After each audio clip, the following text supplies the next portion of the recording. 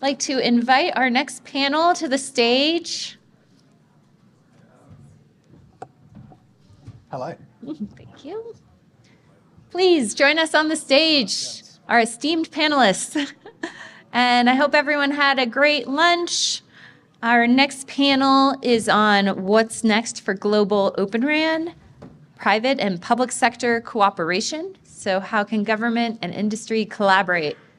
I'm very pleased to introduce Alex Botting from the Open RAN Policy Coalition, who will be moderating this panel. Over to you, Alex. Thank you. Excellent. Thanks so much, Jaysha, both for the introduction and for what I think has been a wonderful event so far. Hopefully everybody got some food in their belly and a bit of coffee and ready to go with the afternoon session. We've got a great group of panelists here with me. To my left, Sadayuki Abeta with NTT Docomo, Udayan Mukherjee with Intel, and Tony Huang with Lions Technology. And I think what we are going to try and do with this panel is do a little bit of forward thinking. We'll talk through some of the public-private partnership experiences that our panelists have had with their particular governments to date, and then what are some of the things that are not being addressed through some of these government policy initiatives to date, and then finish with some ideas that we have for what more we could do going forward to address some of the challenges that we continue to see in the market. So starting off, I would love to hear from panelists your experiences to date, the kind of initiatives that you've seen from governments in your market to help drive forward Open RAN adoption, and the sort of success of some of those programs. So maybe Abeta-san, if I could start with you. Do I have to? Okay. It's on. Yeah, it's on. Okay. Hi, good afternoon. My name is Sadayuki Abeta, heading the Open RAN NTT Docomo, and also that the founding is IORS. And so I'd like to share that our experience shortly. So NTT Docomo, so yesterday the Docomo Global CEO Kuriyama already mentioned that our status. So I don't need to explain the detail of the NTT Docomo, but we have already deployed the nationwide multi-vendor network from the 4G era. And 5G, we are 100% compliant with that all alliance interface and deploy that multi-vendor network already. And so in that sense, we can say that so Open RAN, open network, or multi-vendor network does work well nationwide already. And we have 30 million customers already. So they already enjoy that multi-vendor interoperable network without any security risk. Actually, we introduced that so Open RAN the 2020. That is, and we had the Olympic game in 2021.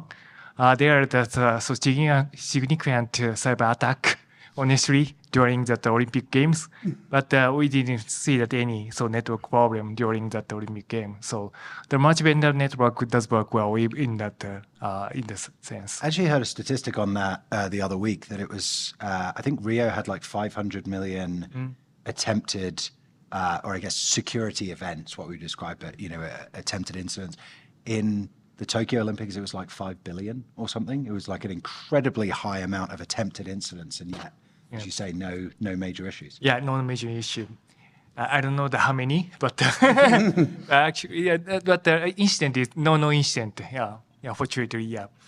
So and what's in Japan, the Japanese government supported for the Open RAN.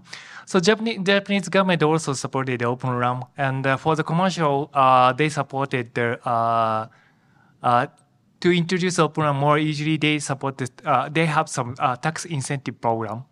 So I think that's for that. So operators they introduce a new technology and the small start, maybe that case, so maybe the tax incentive does work well and they're very helpful for that most of the operators. So that is that short experience in Japan. Excellent. Udayan. Good afternoon. Udayan Mukherjee. I lead all the products and standards effort from Intel on the cellular network, including 5G and the next G. So Intel's journey in the Open RAN goes back a while.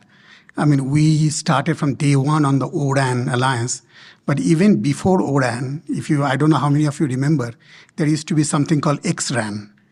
We started our front haul specification in XRAN. Intel was a founding member of that. That work got folded into O-RAN, and we have been there from day one facilitating this. So that's on the standard side. I also own the 3GPP and another standard work that my team is driving along with the ecosystems. But there are two other areas that Intel is facilitating this journey towards Open RAN. One is this expanding the ecosystems. So Intel, for the 5 years, 6 years back, or 7 years back, we started working on a software stack called FlexRAN. That has been licensed free of cost, which supports O-RAN split architectures to 150 plus companies, so that we expand on the ecosystem side of it. A lot more work needs to get done, but this is the software that we will invest quite a bit of money, and in the early days that was used.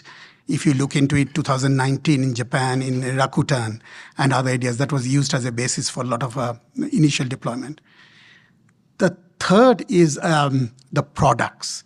So Intel, we're a silicon company, but we're expanding our silicon to add a lot of MIMO and channel extension so that we facilitate this journey towards Open RAN. So standards, ecosystem expanding, and products. I mean, earlier today, I think Tom mentioned about the Camp Pendleton, the government work. I mean, we've been involved in that as well with our form factor and our small cells. So a lot of engagements with government agencies and expanding on the facilities that we want to do. A lot more work needs to get done, Alex, but No. journey started. Far away. Tony. Yes. Alliance, compared to NTT and Intel, we are a very small company. We just was established 5 years ago.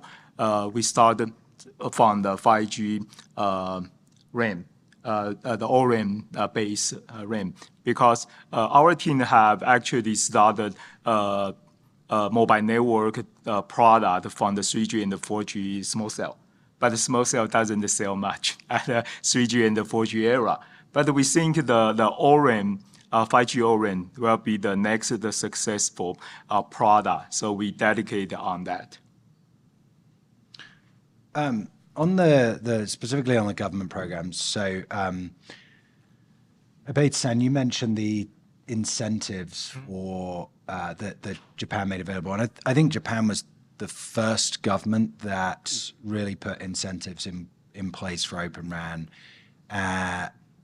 They were primarily, I think, focused on the demand side, right? It was incentives for operators, but there were also ways that you could qualify as a supplier as well. Where I'm going with the question is, what level of uptake did we see in terms of companies kind of leveraging those? Would you consider it a successful program from that side of things?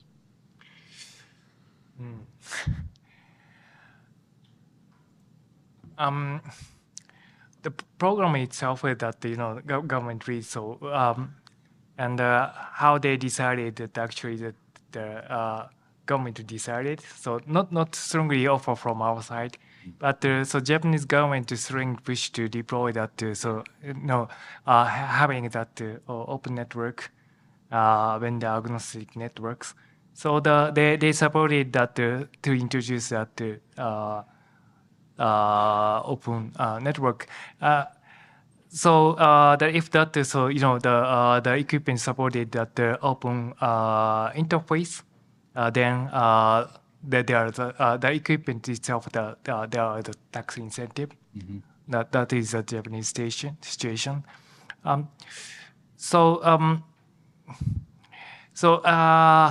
Actually, so then how much tax incentive we have had, that's I don't know.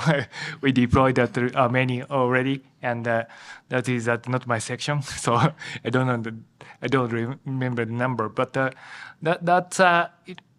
So that is also that good for that not only the operator but also of course the vendors. Yeah. So because that the actual cost the vendor side they can reduce. So especially the countries that some countries that are very high tax incentive when we imported, for example, the South America, their tax is 40%. Then that to import the equipment is very very tough. So we may need to have that factory there or working with that local companies. And even though that they are the tax, or if they are the tax incentive, especially if that so they are the big market, and the operators already agree on that certain size of that equipment. Then vendors easy to have the factory, but most of the cases they said is small size. Exactly. Then they can't decide where they should have some factory or not. In the case of if that there is tax incentive, that's more that easy to introduce new technologies. Yeah. And if that is growing up, and then we can have that size, and then more easy to bend the side especially. Exactly. Yeah. And you get those ecosystem benefits as well, right? Yeah. Because multiple companies in that country are seeing the same benefits and making similar investments. Right. And from a high-level perspective, Japan has 2 major Open RAN deployments, right? Mm-hmm. And those were some of the earliest, if not the earliest ones worldwide. So at a very basic level, clearly there was some effectiveness of this program, right? Mm-hmm. What about within other markets or within the US? Do you see adoption rising, and do you feel that kind of the impact of the policy changes helping to drive the market forward? Yeah, implementation increasing. I mean, you have United States look into this. You have one of the major, we have 2 or 3 key vendors. One of the major vendors already implemented 25,000 sites in massive MIMOs and others, some form of Open RAN. Fashion with the virtualized RAN and frontal 7.2 split. But if we step back, Alex, the problem statement is twofold. Mm-hmm. First, we have multiple discussions this morning as well, but if you look into key problems that is holding this back, one is this vendor diversity, supply chain diversity. If you look into components of a RAN, what you have? You have RU, you have DU, you have CU, hardware and software. You can count in your one hand how many vendors are really supplying. I told you Intel licensed FlexRAN to 150 plus partners. But actually, there are a lot of labs and universities and companies, but who are actually suppliers to these components? Mm-hmm. You can count in one hand. And there are some of the people that are also doing the custom traditional RAN, where there's a black box. Mm-hmm. RU, DU, everything together. Often there's not enough incentive to even break open these things and have the other ecosystems get into it because of the business reason. So we need encouragement on the diversity side of it from the government. So that's the first. And the second is, just before this, there's a panel that happened, capacity building and deployment, incentive for deployment. Who are deploying all this? Verizon, AT&Ts of the world has announced. In Japan, other sons companies. But many of the companies in Western world, especially US, as well as in Europe, I see that cash strapped. If initial days of capital outlay, if you do a TCO, the actual capital, the money that you have to give today for an Open RAN based system where 5 different vendors coming into play are often higher than a black box RAN coming from a vendor. So, forget about the next 10 years with the TCO. They immediately see that, okay, I can cut cost and just get the custom RAN play into it and then get it from one vendor. So those are the things. What is government going to do in expanding that, helping provide tax incentive that I was talking about in these deployments? Encourage those. So that's the critical thing. Yeah, this kind of jumps us forward into what are some of the challenges. So the way that I try to think about this is, where do we want to be, say, by the end of next year? Yeah. And what are some of the things that are going to stop us potentially getting there? And I hear, obviously, cost challenges being one of those. Can we drill down into that a little bit of, what are the factors that are causing some of that disparity or sort of holding back the promise that greater competition at each layer of the stack will lead to price competition, which will drive down prices? Yeah, look at the hardware, side of it. You have, platforms coming from, if you truly want to get to the cloud model, case of the Dells, HPs of the world, Supermicros of the world. So there are varieties of supplies there. And then hardware, and that's the hardware and the software, Ericsson, Nokia, Samsung's, Mavenir. Used to be Altiostar, but that got acquired by, another company, so it's gone down. And then if it's a virtualized platform, then you have virtualized environment coming from Red Hat, the CAS, plus the container virtualized systems offering from Red Hat or Wind River. So these are various, key players into this. If you put this together, there are players right now, deployment, I talked about 25,000 sites in already. You will go tomorrow to, some of you will go to Dish. Dish is another example of who has implemented many of these vendors together. But invariably, think of this, bringing all of this together, and I can be one vendor, I can just say, hey, I have all those components from myself. And let me give it to you. RU, DU, even the container software together from me.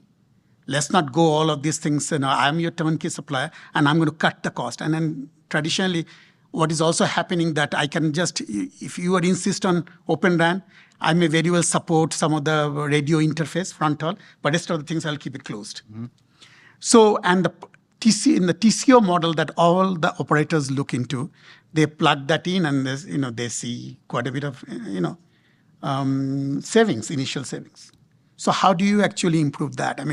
If there are, if your explicit strategy of, okay, hey, thou shalt deploy Open RAN and will get the government incentive on taxes. Mm-hmm. Using RU and DU vendors from different suppliers and this bringing this together. So I think those kind of things come into play right now. A lot of operators are still doing it. You see AT&T announcement, you see what Verizon is doing, you see Dish, in here, there is a Vodafone thing going on. So there are companies, operators really want to get to the Open RAN, but they see these kind of barriers. Yeah. I will give a shout out to a resource, John Baker, who I actually haven't seen here, but he has a great resource on his LinkedIn profile, which looks across all of the different aspects of the network and lists all of the different companies who are involved there. So if folks want a kind of snapshot of the ecosystem, it's quite a good place to start. Right. Tony, I wanted to bring you in on this sort of question of challenges that we're facing in terms of growing Open RAN over the next year or two. Okay. I think for us, the challenge is Taiwan is a small island. So, sorry. So the demand from the domestic is quite small. So we have to export, we have to expand our market to the overseas. But we can design, we can produce the product in Taiwan, but how we deploy our ORAN product in the local. That's the challenge for us is to build a localized support team. As for us, for example, we have to work with the system integrator in United States. But those system integrators won't seek the support from Taiwan. They needed to seek the support in United States. That's our challenge. We needed to build the support team to support those system integrators to integrate our RU with CUDU and run the end-to-end verification and the real deployment. That's our challenge. Got it. So there's the it's a scale challenge in many ways, Yes. right? In order to, there's a chicken and an egg scenario where you want to be able to move into the large scale deployments, but in order to get there, you need the resources to be able to provide the appropriate support. And yeah. Yes. That's the timing we need to adjust. Like right now, we see the demand from the United States, so we actually start to build the technical support team in United States. Bateson. Yep. So to minimize the especially integration cost, we try to share the resource as much as possible. So if that we need to integrate each country or each operators, it's honestly they're costly, and especially so the initial cost become high, and when we do the TCO analysis, first 3 years capex becomes high, and then most operators hesitate to introduce the new technologies. Exactly. Yeah. So to avoid that kind of situation and to share the experience and the cost as much as possible, we need to create the ecosystem, and so NTT Docomo created the open ecosystem 3 years ago, and we work with the vendors and do that integration. So we did that, so multiple integration already, and provided pre-integrated solution to the operators. So minimize the customization as much as possible. And the mainstream part is that we share our integration result. So just bring so then we can reduce that cost. We can reduce the time. And we did a trial together with the multiple operators, but bringing the pre-integrated solutions. So, and if we bring the pre-integration solution to that multiple country, multiple operators, we also can scale their equipment itself. So if that we focus on each country, it's very hard to scale. Yeah. Yeah, especially in the short term. And but one of the challenges is that frequency band is different from countries, especially 5G. 4G, most of cases that we use band 3 or band 1 is that is common, but 5G, even though the band N78, that is common, but some countries 100 megahertz, some countries 60, 50, 30. It's quite different, and all the case we need to test. That is, even though same frequency band is that is one of the challenge. So we work with that multiple audio vendor also because to scale as much as possible. If that so the operator the audio vendor has that the operation band, we try to use that band not only just in country but also multiple band country. Then we Can I just pull on a thread on that one? So that's a tough one to fix going backwards, right? Once frequency bands are allocated, is that something that you think there is a fix for now, or is it kind of a lesson learned for future generations that we should try and avoid? For the 3G and 4G era, so CGPP tried to minimize that diversification or fragmentation. So they tried to minimize the bandwidth and also that the frequency itself. Mm-hmm. But for 5G, they want to provide rich service as much as possible. Then CPP decided to support in that different type of the frequency band. But so from the experience for 5G, there are possibility the 6G try to minimize fragmentation. Mm-hmm. Because that in 3G, maybe that some of them that already has experience of 3GPP in 3G, there are so many options and so many UE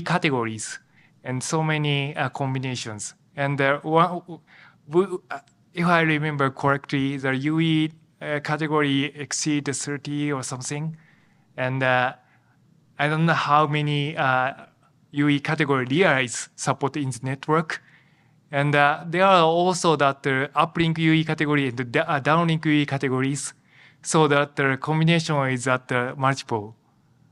So that is very complicated, and it's very hard to control the operators. So then, based on that bad experience, 4G, we try to simplify that UE category. So the release date, we only defined the 5 categories. And that is also decided to uplink and downlink capability to simplify operations. Mm-hmm. And 5G, again, we have many. So maybe 6G, we will narrow down scheme. So we didn't learn our lesson the first time. Yes. From bad to good. Yeah. To bad, Yes. And hopefully again to good. Yeah.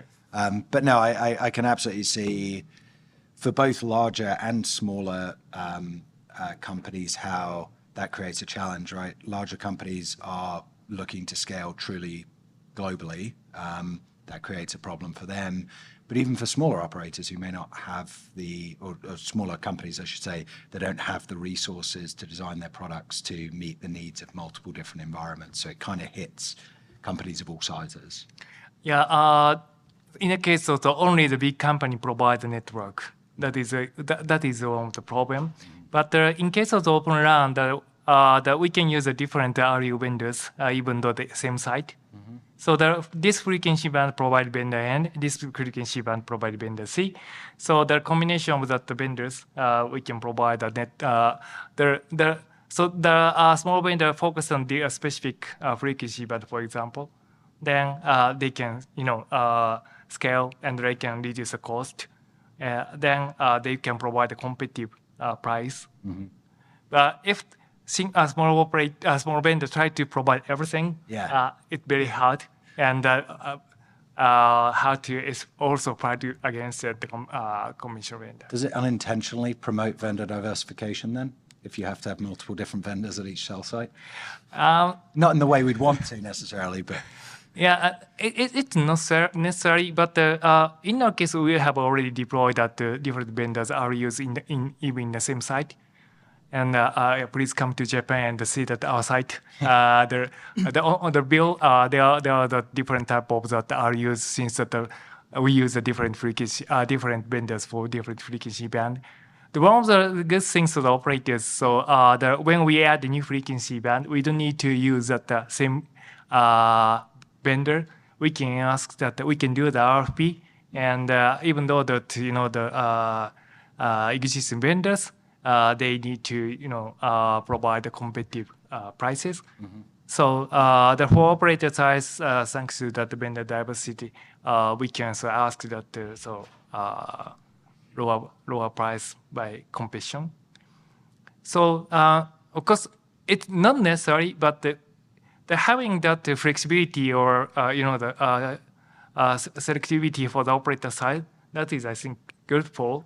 And also that the vendor side is a good opportunity to enter that market. Mm-hmm. Udain, you looked like you wanted to jump in there a minute. Just to augment what Abhilas is saying, recently I saw an RFP where we are acting as a trusted advisor with more than 18 bands. With LTE, NR, DSS and stuff, augmenting on the RAN sharing, all kinds of stuff. So these are the real tough things on an RU vendor's point of view. And whether that forces to actually get diversity, not necessarily. Mega suppliers can have, the people that have been doing this for last 4 generations, we can support it quickly in the radios. So, but I think we also, standards are, maybe, as a 5G and 6G, as we're looking to 7 to 14, some of the spectrum. I think there'll be some rationalization already happening between 5G and maybe, in 6G. Now that we have to also support 4G, that's why so many bands come into play, So that's the challenging elements of it. How do you actually address many of those complexity, right? It's a complexity there. From the DU side of it, it's not that big a deal because software-based and as it is evolving, that can support it. But RUs and those when you talk about it. I know some of the RU vendors are in life support. I can tell you this. They're asking for funding here and there. And DUs are essentially 3 or 4. So this is where I go completely off script, and you can answer a different question. But complexity, particularly for smaller vendors, makes me think about what are the ultimate integration models that we're working towards within the industry. There's obviously, a model in which an operator can do the integration themselves and develops those capabilities. There's reaching out to specialist systems integrators to do it. There's a model where your larger vendors within your particular ecosystem kind of take on that role, whether formally or informally. Do you all have a sense of which of those models are starting to play out? I do. There's an example right now. I don't think I can name this, but there's a major Asia Pacific operator who is actually cutting some of these complexities and middlemen. And they have hired people to actually create that DU. The radio unit, they have a Russian company that they actually acquired and doing it all by themselves. Now, that company has resources. They can hire people. They can tap elements of it to do it. But not everybody can do that. Yeah. And it's not in the genesis of the operators. And Abeda-san can tell this thing. But, if you take Verizon, AT&T, you develop your own DU. They're not in that business. But there are at least one major company in Asia Pacific doing that. And it's deploying massive. In fact, they actually took a stake in a hardware vendor to actually come up with these platforms as well. So there are a lot of control. So I'm seeing these things, and then there are also interest from system integrators. Yeah. Accentures of the world. Just giving examples. But where I see them really playing a role in some of the enterprise network, and maybe that's the start. Private network, enterprise network, putting it together. Those things doesn't have that huge umbrella of KPIs and requirements. Yeah. Those private network as the commercial operator network does. When we did the first Open RAN, vRAN kind of a model, we did it in a totally greenfield, 2018-19. Rakuten there's no legacy there. They're starting to do. That was relatively easier. There are a lot of challenges there. But then you have any brownfield operator. Like Verizon, AT&Ts of the world, the complexity is even bigger. Mm-hmm. One of the things that's been really interesting to me on that is my natural assumption, if we went back 5 years, would have been major operators would want to do it in-house.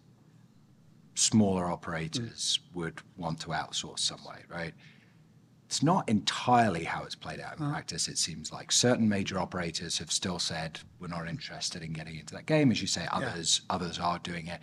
But even there are 1 or 2 examples out there of very small operators who have said, we want to do this in-house, which is the one that interests me the most, trying to sort of cut through why that is.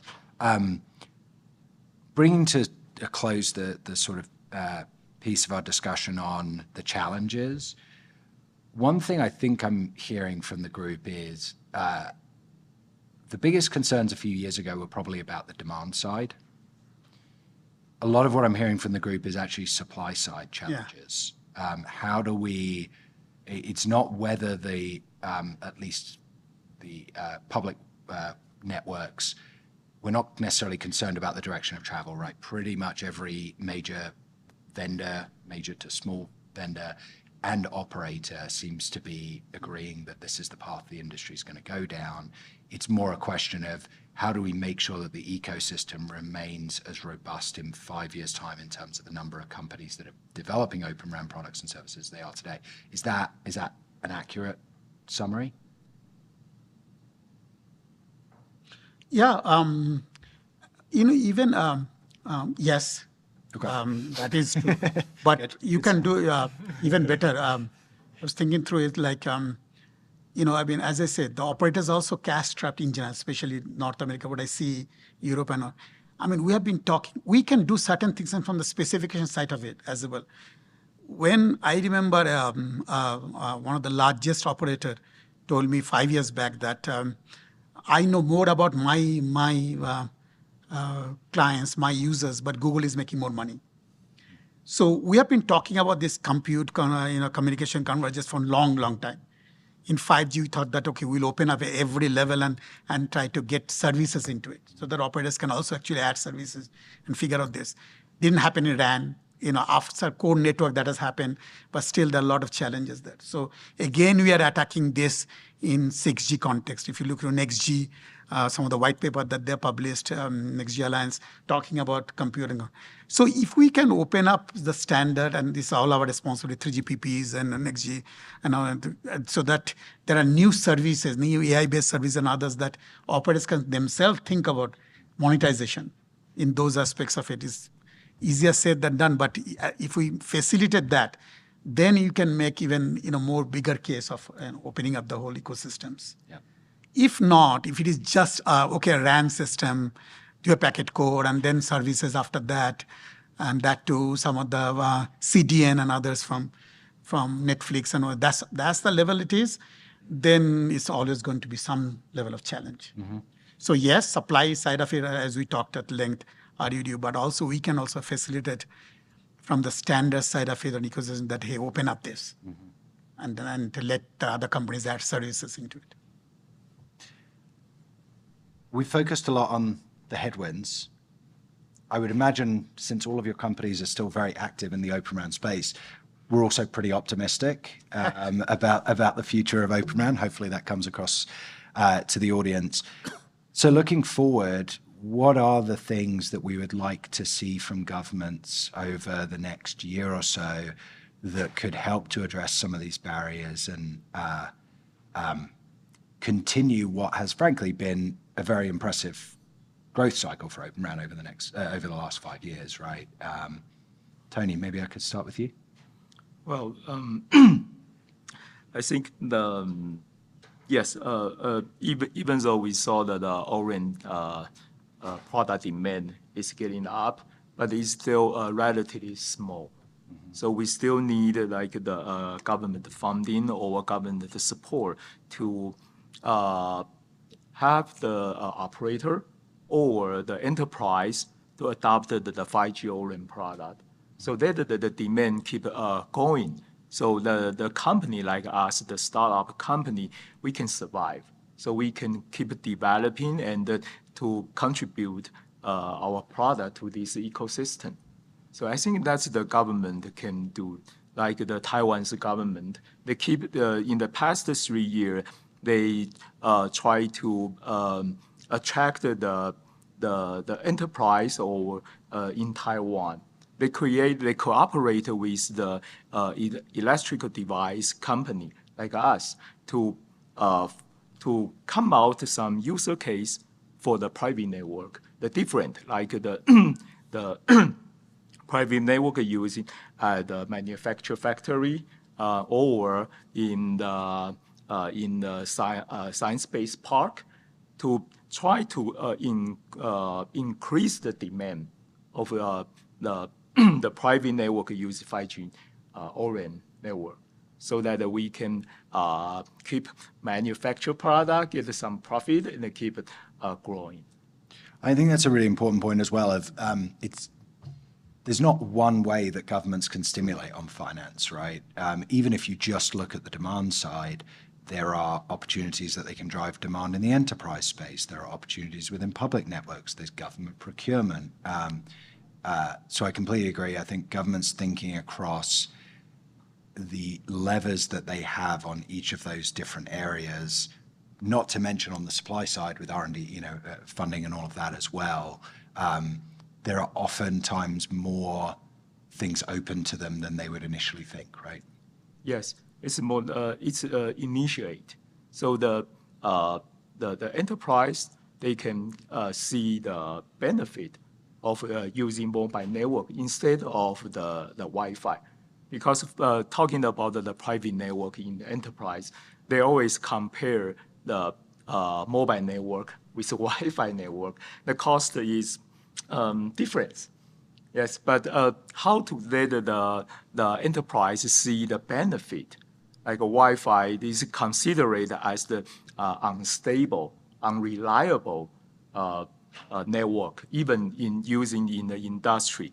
But the mobile network is more reliable, and you can use the QoS to allocate the resource. That's the benefit of a mobile network. But the most of the IT person in enterprise, they can see that until they see it. So that's the benefit of the government-funded user case. Beta-san. Yes. From the operator's point of view, so many operators interest Open RAN, but still they said they have the interest, and they do not know how to do. That is the most of case, I think. So they want to do that trial, but they don't have the resource to do the trial. This is also the real. So how we can do the trial in outside in our case outside Japan, and also the Southeast Asia region or South America or other area. I think we may need to support not only that the industry side but also the government side, because that the big vendor they can do that the trial by themselves because they have already the operator. They're already a customer, and they can control they can manage the cost. But for new vendors, it's not so clear whether they will introduce their equipment in commercial. If that they promise to introduce in commercial, we can do that trial freely. But if not, very hard to do that field trial because. Just doing the parkway is very costly. Yeah. So the government support, it's supported by that country's government and also that some government has rich fund, for example, United States and Japan also. So we did some trial together with the government already. For example, in Peru, we did a trial that is supported the government. It's a government program, a Peruvian government and the Japanese government program. And supported that the fund from the Japanese government, we did a trial in Peru. And we showed that Open RAN performance and the performance itself is competitive. So they understand that their Open RAN does work and they can achieve that performances. So then next step is that the TCO analysis in commercial. So then again, we also want to have that support like a tax incentive. But before going to that commercial deployment, maybe they will first do some POC or field trial. That case, so supported that the government that is very helpful because they want to see in their network. Most of the operators. This is the thing, right? It's a necessary. The trials are a necessary step. No operator is going to just start swapping out their network without having that experience. But one of the things that's lost is from a vendor standpoint. It is not a particularly attractive process to go through. You have to do it to work with the operator, but it's quite costly and burdensome. Udayan, over to you. Alex, you asked what U.S. government can do or governments in general can do in next year or two. How about creating an incentive, an encouragement? You cannot mandate any of those, but that, hey, as you do your network, deploy your network, if you bring in supplier diversity, not everything coming from one vendor, but supplier diversity, you get additional incentive. I mean, just throwing an idea. I mean, okay, next year, I mean, there are deployment going to happen.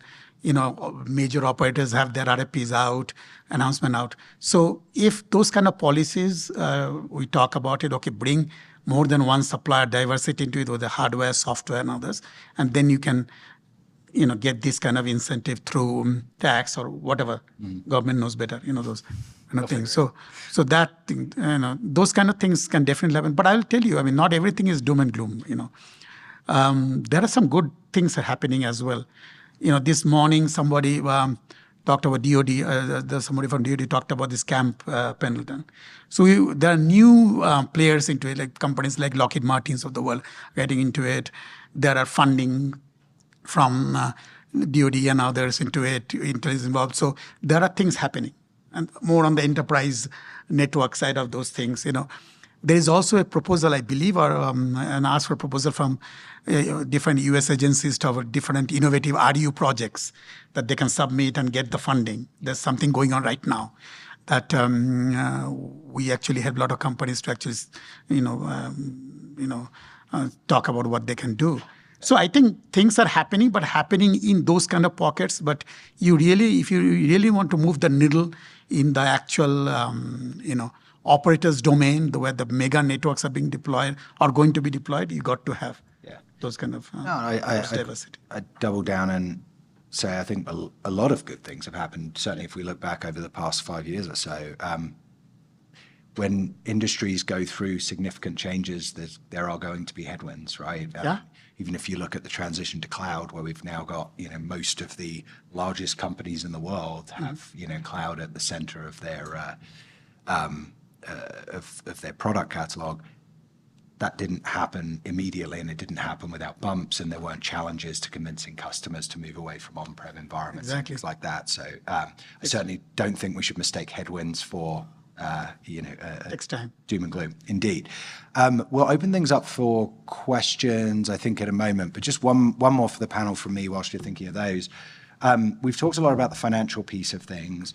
We talked about a regulatory piece of things. What about the sort of convening and education aspects? Is there still, as your companies are working on finding new opportunities for Open RAN deployments around the world, is there still a role for the US and Japan's and UK's of the world to be educating either government counterparts or operators around the world on Open RAN?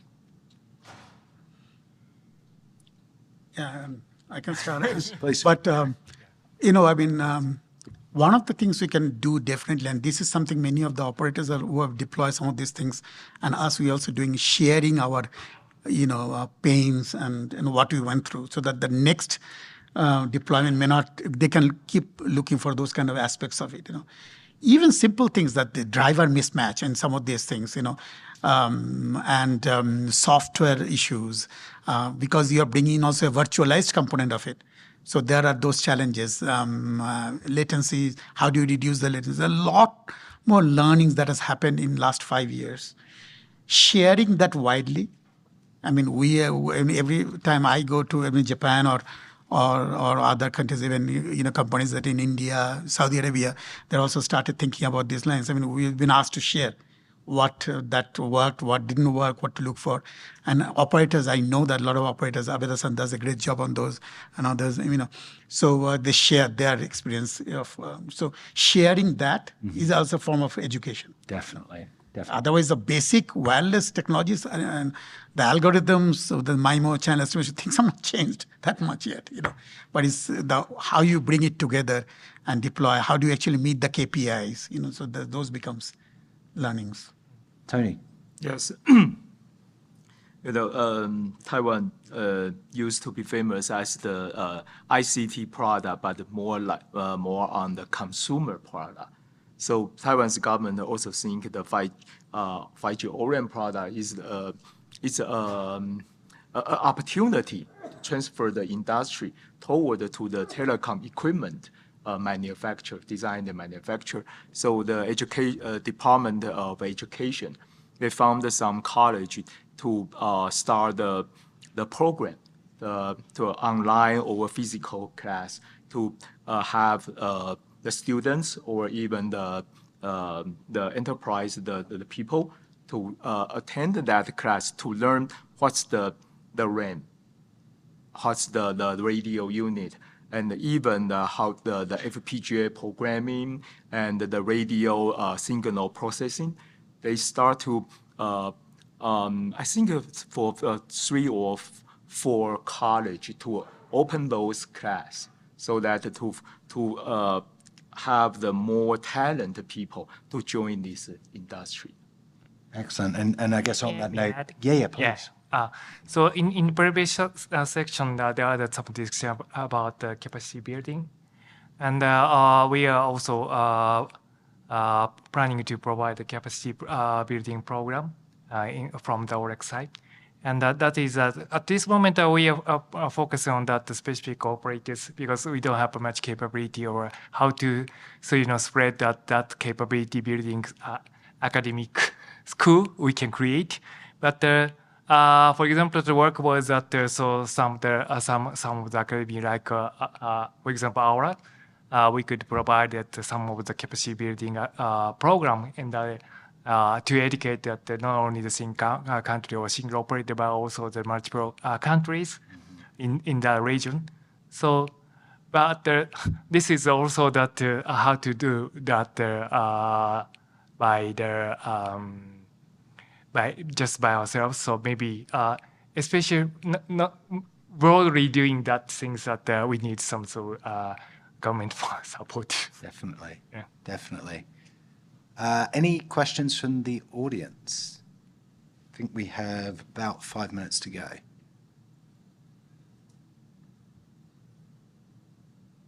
All right, seeing none. Thinking ahead, we know that there's going to be an international Open RAN symposium next year. If we were back on the same panel at that time, wherever in the world we might be, whatever exotic location that we've picked out, what do you think is the most important thing that we've made progress on over the next 12 months?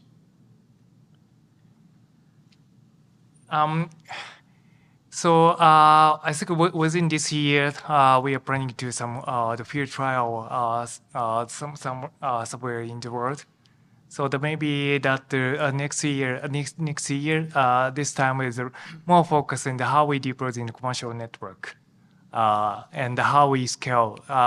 Today we also talk about the commercialization, but next year. I think the talking was that as operators seem that they are targeting the end of the 2025 to the beginning of the 2026 is that the time plan to they introduce in commercial.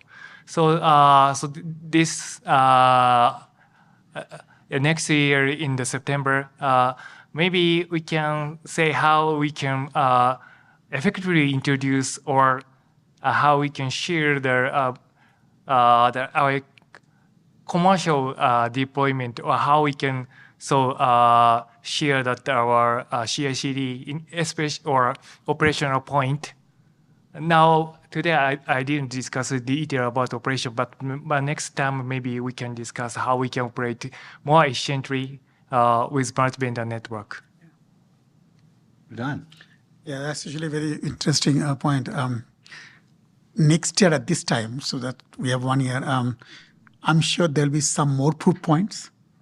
So some of the deployment that is happening as we speak, so we can talk about it. There is also going to be, just listening to Abeda-san, like now we are also grappling with some of those challenges on day 0, day 1, day 2 deployments, and how the cloud technologies, the CAS/PaaS is actually can help. I mean, it's not rocket science. I mean, cloud providers, the Googles of the world, AWS of the world are doing it for a long time. We can do the same. I mean, bringing those technologies right now is being used in many cases. So we'll know what works, what needs tweaking. So that's some more sharing on those. From the government point of view, I hope that not those kind of incremental funding here and there.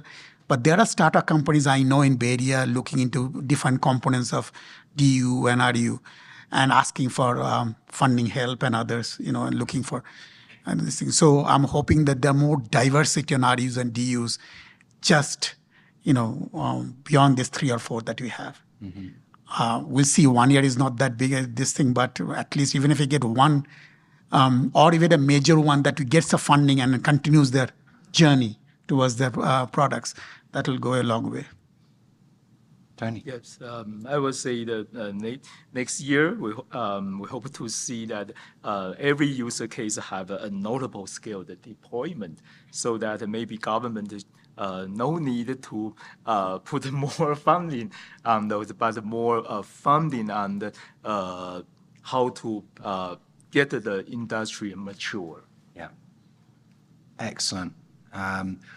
Well, we're coming up against the end of our time. I do want to give our panelists a big thanks because we spent time coming up with a list of questions, which I completely went off topic on.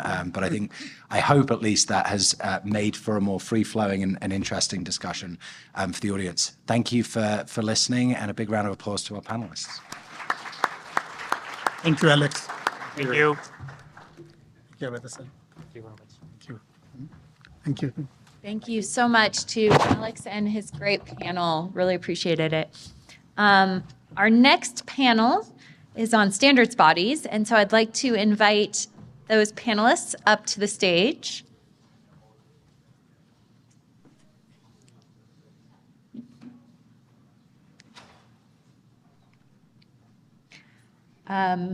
Please come on up, and I will turn the moderation over to my colleague, Dan Henry, from NTIA's Office of Policy Analysis and Development.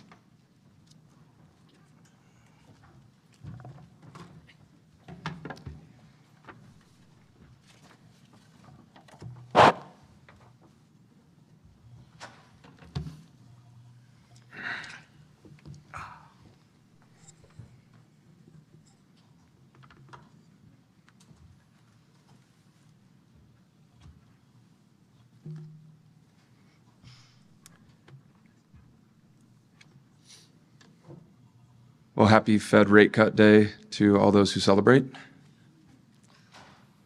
It's 2:15, and we're in the panel of death. It's after lunch. We're waiting for coffee.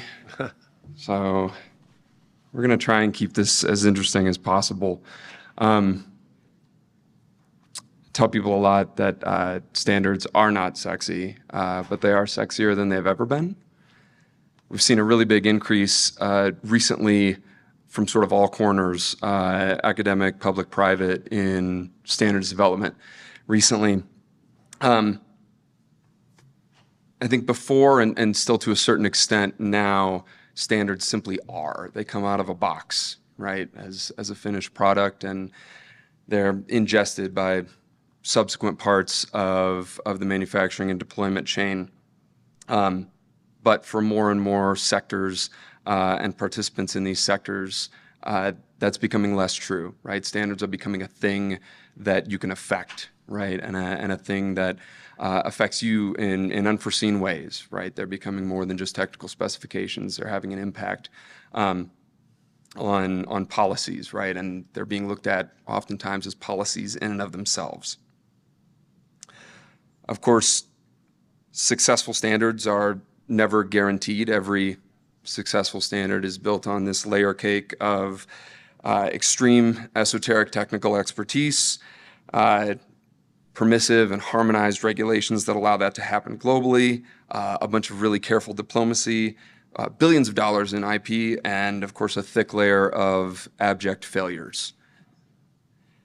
And in many ways, 5G we have now represents a bit of an apogee, right? You can take this phone basically anywhere in the world that has cell service, and it will have cell service there. That's previously unheard of, right? For something so advanced and so useful to the everyday person as this. The good news is that this is only going to get harder to achieve as we move into a 6G future. We've got folks coming in from all sides of industry, right? We've got 6G trying to make itself useful for new industry verticals, right? They're trying to do that through new integrations with new services, right? Like non-terrestrial networks. They're pushing the boundaries. 6G is going to serve more than just $1,000 handsets that can afford to be charged every day. We're going to have reduced capacity. We're going to have RedCap devices, ambient IoT devices. The mix is going to get ever more complex and challenging for the network and for the architects of the network. Not to mention the fact that geopolitics are getting a little bit dicey these days, and that is always going to have an effect on things. We're going to talk about that more. So before I introduce my esteemed panelists, who are also going to keep you awake today far more than I can, I want to do a quick audience survey to sort of triangulate where we sit here. So show of hands, how many here self-identify as a policy person in their day-to-day work? Okay, you can also be an engineer, but how many people here are engineers by trade or by academic standing or against their will? Okay. Lawyers? You can, it's fine, I am too. Okay. Against their will too? What's that? Against their will too? Yeah. Yeah, how many people's parents made them be a lawyer? And then how many people are like a secret third thing? Okay, we've got a couple. Excellent. How many have been to a standards meeting in person? Okay. That's not bad. 3GPP meeting? ORAN Alliance? ITU? Okay, got some ITU heads. Okay, that's useful. How many here work for an organization or belong to an organization who regularly sends staff to any of these meetings? Okay, that's a pretty good. How often do you talk to those staff, or do they just exist in their own little cave? Okay. All right, a lower number is, I don't know, 50% probably. It's me, I'm the guy. Okay, so knowing all this, I think it's a pretty good ratio. This will be informative for us and for the panel members. I'm going to turn it over to them to introduce themselves so that I can do the least amount of talking possible, and you have to do the least amount of listening to me possible. So, Sharik, do you want to start things off by telling us a little bit about yourself, what you do, and sort of your nexus with standards? Sure. So good afternoon, everybody. So I'm Sharik Ashfaq. I am an acting deputy director for ITS, which is Institute for Telecommunication Sciences. It's an office of NTIA, National Telecommunication and Information Administration. Sorry, I gotta explain the acronym, otherwise it gets mixed up. So, and part of Department of Commerce. So ITS has been engaged in standards for decades. And ITS main profile is a nation's research lab for spectrum and telecommunication radio wave propagation topics. And I'm going to also make a distinction that even though we both belongs to the same agency, I am not a policy person, so my views are purely as an engineer. So, but with that being said, ITS has been engaged and heavily engaged in ITUR specifically. We held key positions in ITURs, several working party groups, and still do. So currently we have a head of US delegation of study group 3, that's an ITS researcher. We also have several researchers from ITS which holds the US chair position of study group 3, working party 3, J, K, and L. And also one of the researchers is the vice chair of study group K, working party group K. Besides that, in 3GPP, we've been engaged predominantly in RAN and SA plenary, and as well as SA1 and SA3, which we covers for our federal agency sponsored projects. On the ORAN Alliance, ITS or NTIA has been a member of ORAN Alliance as of last year. And given that we are in the middle of the Open RAN world, so we've been heavily engaged in the work group 1, work group 3, which is the near real-time RIC, work group 6, and work group 11 is a more of a collaboration since it's a security group, but given that we are engaged in SA3, we keep tabs on work group 11 and a couple of focus groups. So NGRG, which is the next generation focus group in the ORAN Alliance, and sustainability focus group for the energy savings idea. ITS also have a researcher which co-chairs the VQuick, which is a video quality expert group. It's a forum, but it's not a standardized, but you have all the major players, Sony, Meta, Netflix, and a lot of academia involved in it. And then TIP is, it's not a standard body, but it's a specification. So we are a member of it as of this month, actually. So over to you. So hello everyone, my name is Sophie. I'm a Senior Policy Research and Engagement Manager at Digital Catapult. So essentially Digital Catapult exists to help accelerate the application of deep tech within the UK. We look to lead the way, shape and de-risk early adoption of advanced technology solutions, but helping to empower the UK government, industry and academia to deliver transformational solutions and to thrive as well. One of our 5 core missions is essentially to champion the development of data-enabled and open future networks. So, for example, our Sonic Labs program, we provide a commercially neutral collaborative environment for testing interoperability and integration. The standardization team at Digital Catapult itself, we look to identify, relevant working groups of the ORAN Alliance to obtain a deeper understanding of the tech evolution's, direction and roadmaps, which will help Digital Catapult to, influence and identify any technology gaps or innovation opportunities as well.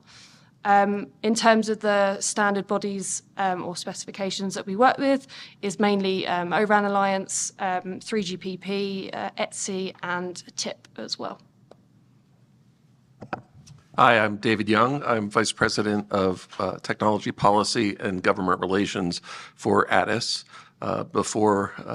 And recently the head of the Next G Alliance, although we recently stole away J.D. Griffith from NTIA to head up that initiative. Never heard of him. We're very excited about. ATIS is a standards development organization focused on telecommunication standards for North America.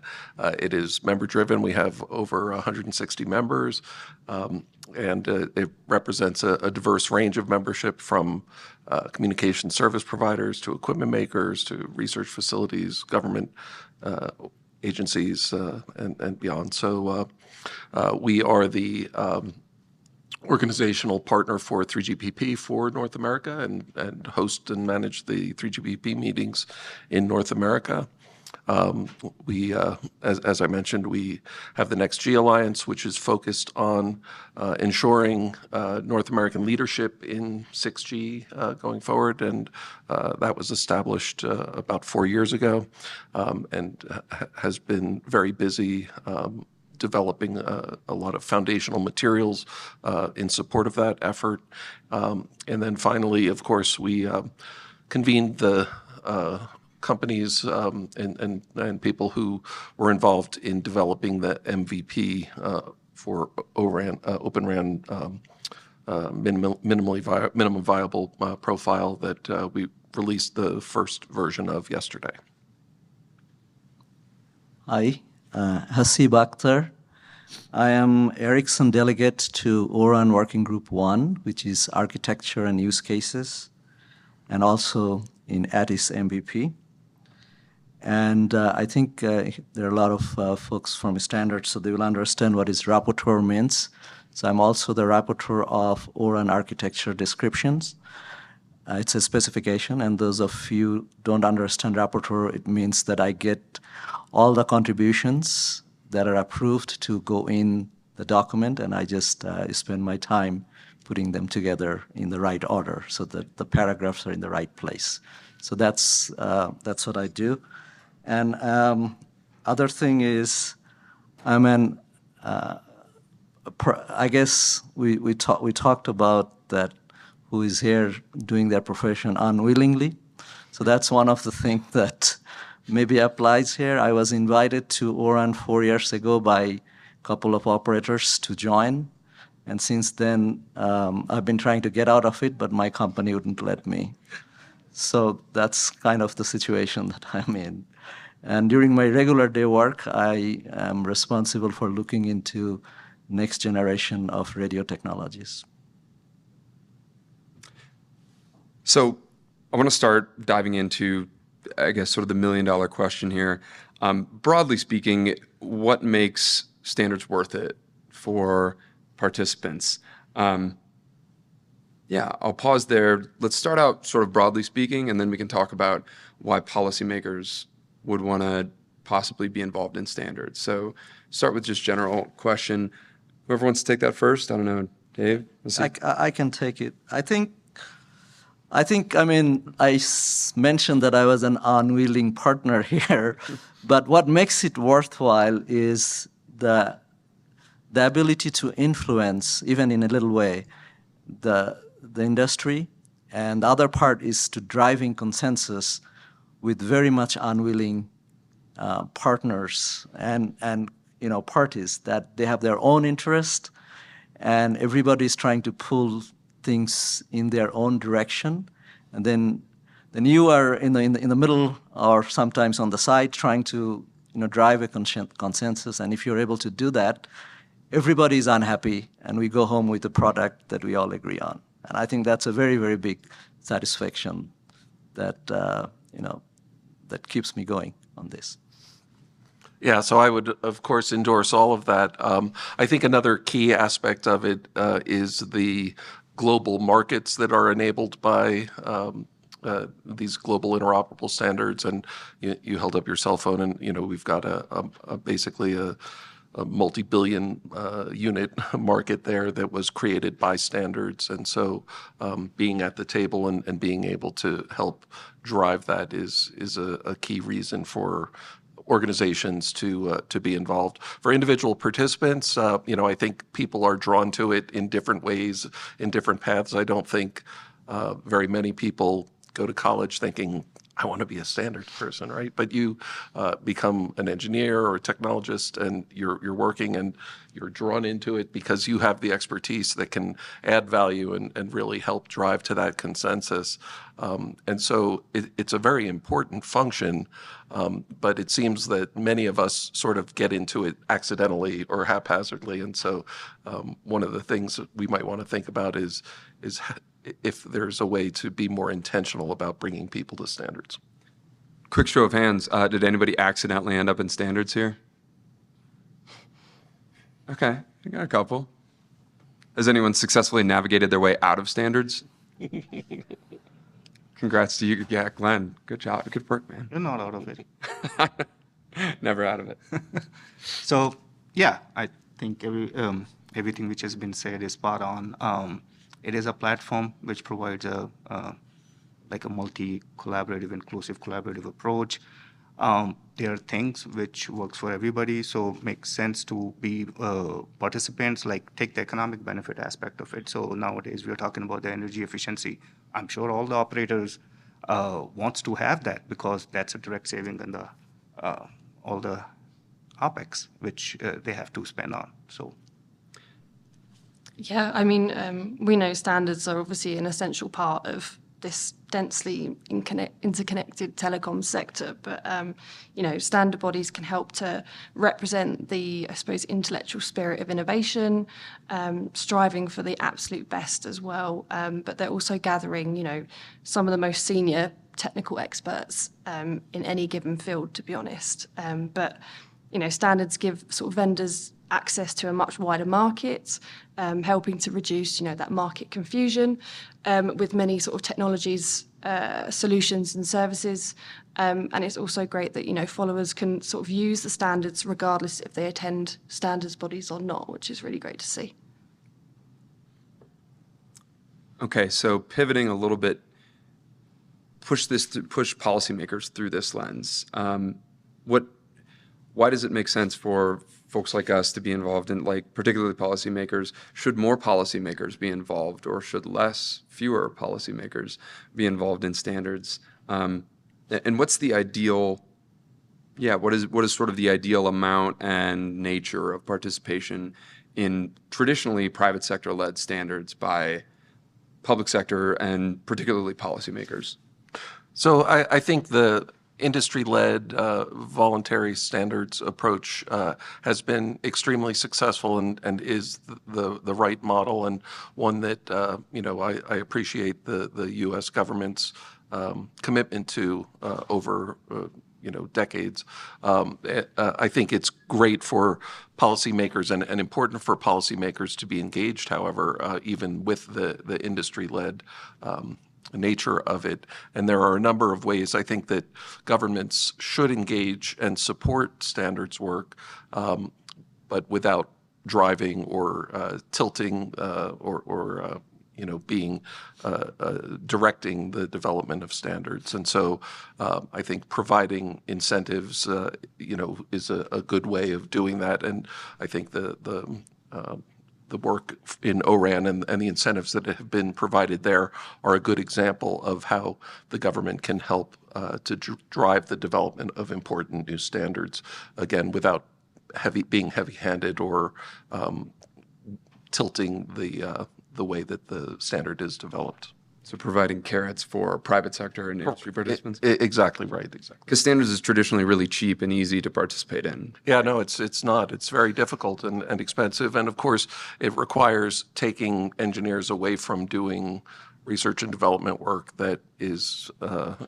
designed to create products and services that generate revenue and putting them into something that has a much longer term potential benefit. And so I think anything that the government can do to help incent companies to do that, to make that investment in the long term, is important. Yeah, so I think, like, for one reason that policymakers should get involved is to just keep themselves, appraised of what's happening, right? I mean, I always tell my, government friends that are in a standard to attend as many things that are important to them, to understand what's happening, who is saying what, where is the trend, where is the industry shift about to happen, and things like that. And then the part about influencing, I mean, of course, you want to influence because there is a national interest involved in that. So you want to bring your policies and put the guardrails that, this is what you can do, this is how much secure it has to be, this is the minimum requirement. So those are important things that we should know. The industry should know, the standard bodies should know. But again, we are always worried about the heavy-handedness that could happen. But I think keeping that risk, it is still better that they get engaged. And I think that we are all, I would say, cognizance of that fact that can happen, and we can put up resistance if it's happening, right? So I think that's the overall outcome that I think is desired. That's great. I have at least one boss in the audience, so it's good to hear that I should continue attending these things. Sophie, did you want to jump in? Yeah, well, obviously, I suppose from our side, policymakers don't obviously really attend the meetings for standards, but do keep an eye on the standards development, mainly from, I suppose, the perspective of the standards alignment that's with the policies that are relevant to those policymakers in particular. But we've heard, earlier today from the Department for Science, Innovation and Technology, the UK government, that the key piece is ensuring that standards enable that truly interoperable multi-vendor system. And that's something that us ourselves at Digital Catapult and through the Sonic Labs programme is doing and testing on that in particular. But more importantly and broadly, I suppose that from a UK perspective, and especially from that government perspective, they're keen to sort of stress that importance of standards being developed through that open, transparent and inclusive process in line with sort of the WTO rules. So that's sort of stated in the UK's Open RAN policy, Open RAN principles policy paper. But whilst they do keep an eye on it, I think their attendance is relatively important and should go along to them. So you said that your folks don't attend the meetings but still sort of stay abreast? Is that, Yeah, I mean, how do they do that? I can't speak on behalf of UK government since I'm not. We could bring Tom back in to answer that question, but you know, they have regular contact through, I suppose, the standard bodies, but also the likes of ourselves who do attend these meetings. And from a digital catapult perspective, and the standardisation team that work there tend to keep us in terms of policy level updated, to which we sort of report back to the government as well. I promised not to talk too much on behalf of NTIA during this, sort of fill my role as moderator, but kind of want to signal boost that we get a lot of really useful intelligence from private sector coming to us sort of out of band, right, to say that this particular thing is going on at this particular standards body. It's really helpful for us to stay plugged in because you can't, NTIA certainly does not have a 20-person standards team that they can send to cover every working group and every plenary meeting. No government agency that I've seen does. So for all of you on the private sector out there, it is really helpful to have this kind of contact, even if the first 30 seconds we're just looking at you like I have no idea what that ad hoc working group is or what this subject or what this contribution is. It's still viewed as very helpful, at least from NTIA's perspective. I won't speak for other agencies. Maybe they're not interested in your feedback or your issues, but we are. Any of you guys want to follow up? I can add more to it from the NTIA perspective. Definitely that the way the technology is evolving, 5G beyond, it's no longer just traditional cell phone. So policymakers being in standard bodies, that should definitely help them create like a broader policy goals. You have, I mentioned about the energy piece, but you have digital inclusion, you have sustainability effort, and then environmental effort to it. So all of it, I think if the policymakers are capturing that piece, because the technology is interacting with that side of the trade, so it should help them shape the policy the way it is and help them to, I would say, improve the technology. So I'm going off script a little bit. I'm sorry I'm picking on my governmental colleagues here. But especially as excuse me, as pertains to R&D and to laboratory work, how does that pipeline look for you all, especially in terms of sort of IP licensing, right? How does, what are the sort of nooks and crannies of taking your R&D work or the R&D work that you support and getting it into standardization bodies? So ITS specifically, whatever the research they do, as long as it's unclassified, it's open to public. That is the charter we work with. So anything which we have researched on and it's publicly available. Look at our website, all the papers, on the areas I mentioned, video quality, audio quality, as well as any of the codecs which the team has worked on. It's all openly available on GitHub.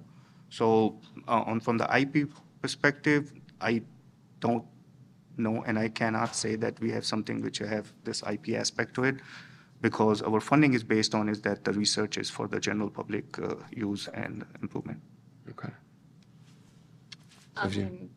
I have great technical colleagues here who could probably answer that question better than myself, so I would defer to them at some point. Fair enough. Yeah. For our private sector guys, what's the ideal governmental policy-focused standards participant look like? And do they have a mustache? Yeah, so I think facilitating standardization is the role, I would say, in one sentence, I guess, that you'd encourage, you would fund, you would create opportunities, create interoperability, plug fests, bake-offs, things like that with standards. And you encourage industry to bring standards, like you give them goals and say that, look, this is what we want for 6G in USA. Can you guys get together and come to an agreement so that we can do this?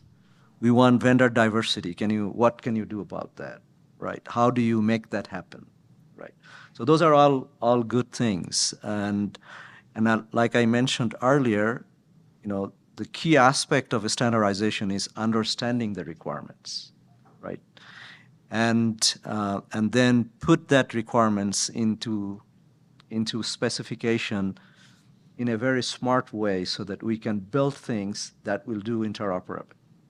So those things are all very good, and we want governments to do that, and all our friends in the different government industries that participate in my meeting, then it means, okay, they want something here that's important. So we get incented, we get motivated, right? So these are all good things. Yeah, and I would say that, that ideal participant looks very much like our moderator, and it's really, I think, the things that you're doing here to facilitate and enable conversations like all of this, bringing together this whole community, is an important way to help engage and facilitate and advance standards work. And so, I think that's maybe underappreciated, but a real value add. One thing I would also add, though, getting back to the research labs and that research component of it, and it's sort of related to what Tom Rondeau mentioned earlier today, and that's on the funding side. It's obviously out of your control, but if the money is authorized, and put out there, and then not appropriated and made available, it really does create problems. And so, I think that it's important for the government as a whole to recognize the importance of this work and make sure that carries through into appropriations. And so, whether that's for NSF or NIST or any of these programs, I think it's really important that Congress recognize the value provided. So you talked about the requirements and getting those sort of appropriately conveyed to the standardizers, right? And the private sector entities that are going to champion those features and those use cases. On a scale of 1 to 10, do you have difficulty often like ingesting those requirements? Like does the government put forward requirements that are too squishy? Don't hold back any punches here either. That's especially if you're picking on DoD. Well, I mean, it depends. It depends. Like, there is no one, I guess, one example or that says that, okay, this is how it is or this is how it should be. Well, I mean, let's say, security. Let's take the security for example, that you have to have if you did the Open RAN, then there are multiple interfaces. The attack space has increased, right? So how do you now ensure security? So that and like so we need to know what is acceptable to the government. How far do we have to go? If you want to encourage open source, then if there are open source code that everybody is contributing, you don't know whether your friend is doing it or your foe is doing it and what's in it. So is it just looking at the bill of material? Is it good enough? Or do you have to scan the code? So we need to know in that level to understand, what needs to happen, right? Is ZTA, zero trust architecture, is that a requirement? Is that a viable requirement? I'd like to know, what does it mean? You don't want to have anybody within internal organization tamper with it or even manage it. So how do you do that? What are the requirements? What would a operator needs to do? And there are other things. For example, if you are doing disaggregation of component, then there are a lot of partner comes out. So I'll give you an example of cloudification or the virtualization of baseband. So the traditional vendor like us, we do supply the baseband today in one package, right? And then you want to say that we take that apart and bring HP for the server and Dell, I know if my friends from Dell here, and bring VMware or Ubuntu or Red Hat for the middle layer of the cloud infra, and then you Ericsson or Nokia come in or Mavenir come in and do your software applications. So what happens when something goes wrong? Previously, I was giving you alarms for both software, both hardware, and the operating system. Now, the alarms are coming from who and where, and how is operator going to know where the problem is? And how does the security gets maintained? So we need to know some of those guardrails and doing things. And some of it, of course, will go away when we start to doing some serious integrations and you start to deploy it and all those things. And then you are saying, that this will increase your top line, save it by 50%. And the scenario just I painted, even as an existing vendor, all the things I said is very true. You are increasing the complexity of the system. You're increasing the multiplicity of the partners. You're increasing the risk of supply chain. You are increasing the integration complexity. You're even sometimes entering another new entity, whether it's an operator or a third-party integrator, into the whole mix. So how are you going to reduce the cost by 50%? So those needs to be, maybe you will. Someday. I hope that someday we will. But, the maths do not add up immediately. So we need to understand, what are we doing? What are the limits? How do we go about doing it so that we all get to that target? Like the previous panel, they mentioned, what do you want to find out in next year? Yeah, next year I want to find out that we have reached some level of savings by doing purpose-built to open systems, right? So those are the very important things that needs to be discussed, understood. Where does the government sits in those? What are the policies? What are the operators need to be doing? And there is another discussion also that needs to happen here, that how do you define a trusted vendor versus an untrusted vendor? If operator issues an RFQ or RFX process, what will he put in the question that will qualify you as a trusted vendor, right? What are those requirements? We have not had it done before, right? So I think government can play a very, very important role in guiding the industry towards that. Hasib, I hope you're not suggesting that for now everybody should buy everything from Ericsson until the war. Yeah, I am suggesting that. I'm actually suggesting that. And since you asked that, let me just plug in. I'm suggesting that you should buy purpose-built and Open RAN, both from Ericsson. No problem. So, okay.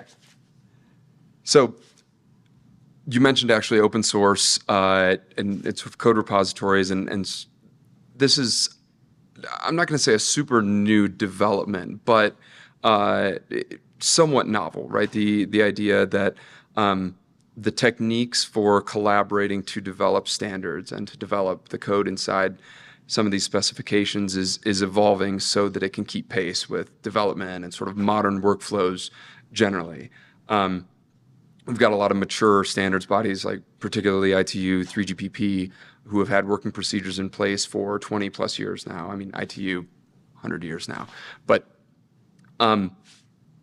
we see, I want to talk next about sort of the evolution of the development of standards themselves and how that's affecting things. We're getting, as these standards bodies mature, they're getting more and not fewer members. 3GPP networks in particular are looking to serve a massively increased diversity of use cases and devices that some would say, runs contrary to the sort of, one standard, one device history that we saw that we've seen a lot of success in for the last 20 years.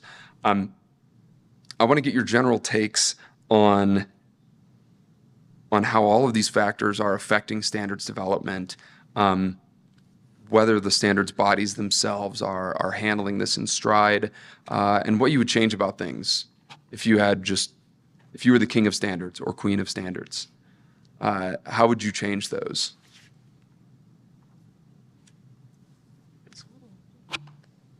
First. It was too big. Sorry. Okay, let me take a shot at it. Yeah. So I think there is one clarification is that the 3GPP has been doing diverse standardization for a long time. I can give you, for example, Wi-Fi calling, Wi-Fi hotspot, RedCap, the reduced capacity. So those are different devices. The IWF in 3GPP is non-3GPP access. So you can do Wi-Fi calling using your broadband access network, which has nothing to do with your existing wireless service, and that's available today. AT&T has it, my Verizon friends have it, and so forth, right? So it has been done before, but I take take this point that, as Daniel was saying, that the diversity is increasing, right, in a big way. If you think of XR devices, if you think of Gen AI proliferation of that, and of course, all kind of IoT devices, your refrigerator, lights, and everything at home, and things like that you want to control. So yes, so I guess what I would say that there is nothing that we need to change in principle.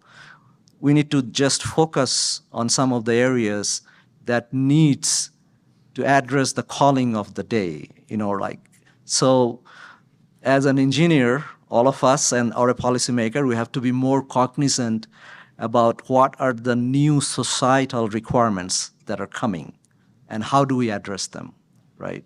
So I think that's one thing. And the other thing that I just want to say, that there is a proliferation of standard bodies that will happen or about to happen or has happened because of this. I mean, AI RAN and AIX, AIY, and more will come.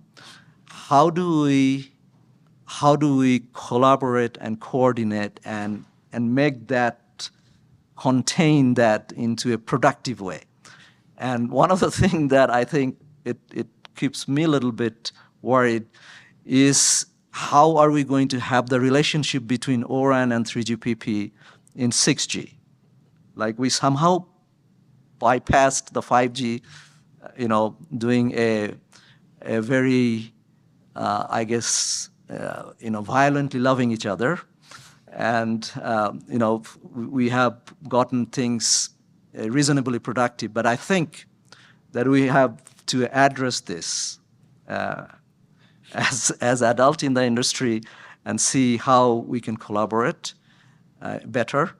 We're trying to do that both in O-RAN and 3GPP, but it has not taken any official form, so to speak. And that's where I think the government can help, get them to sit on the same table and say, okay, network intelligence, is it near real-time RIC? Is it O-RAN thing or 3GPP thing? Is AI in the RAN? Where does that's going to go? This new D2 interface that came up, I don't know if you guys know about it. It's an interface between the DU to do multi-vendor carrier aggregation, right? So that's going to happen in O-RAN very soon. Where is that going to go? It's a 3GPP interface. It's an X2, XN type of capabilities, right? So are you going to, well, I'm sure, don't want to duplicate any more effort. I mean, don't want to go to two different meetings doing the same thing, right? So I think that's one of the areas that would be very useful for all of us to think. I'll add the research engineer point of view to it. So the complexity is definitely more. You have more industries coming into it. You have healthcare, you have automotive, you have manufacturing. So from that side on, I think the more collaboration, we have seen that the cloud vendors came into picture with this cloud deployment.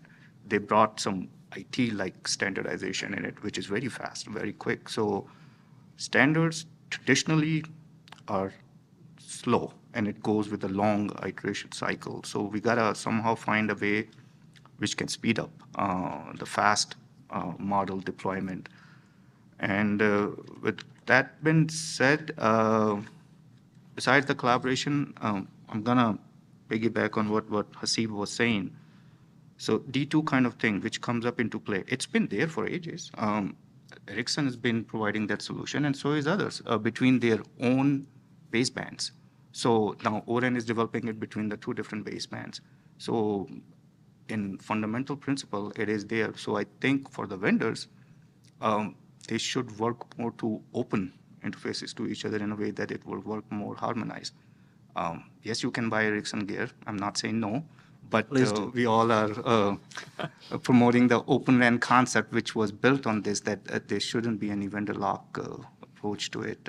So there is a way to move forward. We just need to be more open and more sharing about it. Could you guys talk a little bit more? Yeah, I've got enough time. A little bit more about how ORAN interfaces with 3GPP now. I think I hear a lot of people asking that, and Okay, since I have the architecture responsibility, maybe I can give a little bit of view and then you can look into it.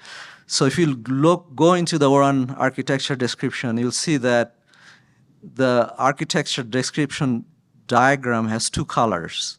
The green color is the one that are ORAN specified interfaces. And then there's a black color, which is the 3GPP interfaces that ORAN uses. And there are another set of 3GPP interfaces that are not mentioned there, but that ORAN could be using it. It's not as impactful. So if you look at then in the architecture, if you look in the SMO or the OSS management system. So if you look at the management system, then the ORAN interface that's important there is the R1 interface, which is between our apps and anything underneath SMO, right? So your RAN components. So if you want to actuate RAN with something, then you have R1, and then you talk to RAN with another few ORAN interfaces. One is O1, which goes to all of your network functions except radio for FCAPS related, which is alarms and logs and things like that, configurations. Then you have M-plane, open frontal M-plane, which goes to the radio. So that's the interface that does the FCAPS function only for the radio. And then you have another new interface called O2, which is the interface that manages the cloud, or we call it OCloud in ORAN. So that takes care of the SMO.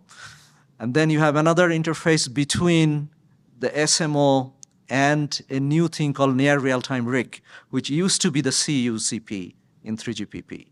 So that interface is called A1. That's for policy and all kind of AI/ML related communication. And then in the near real-time RIC, you have the network intelligence, the ability to influence the network.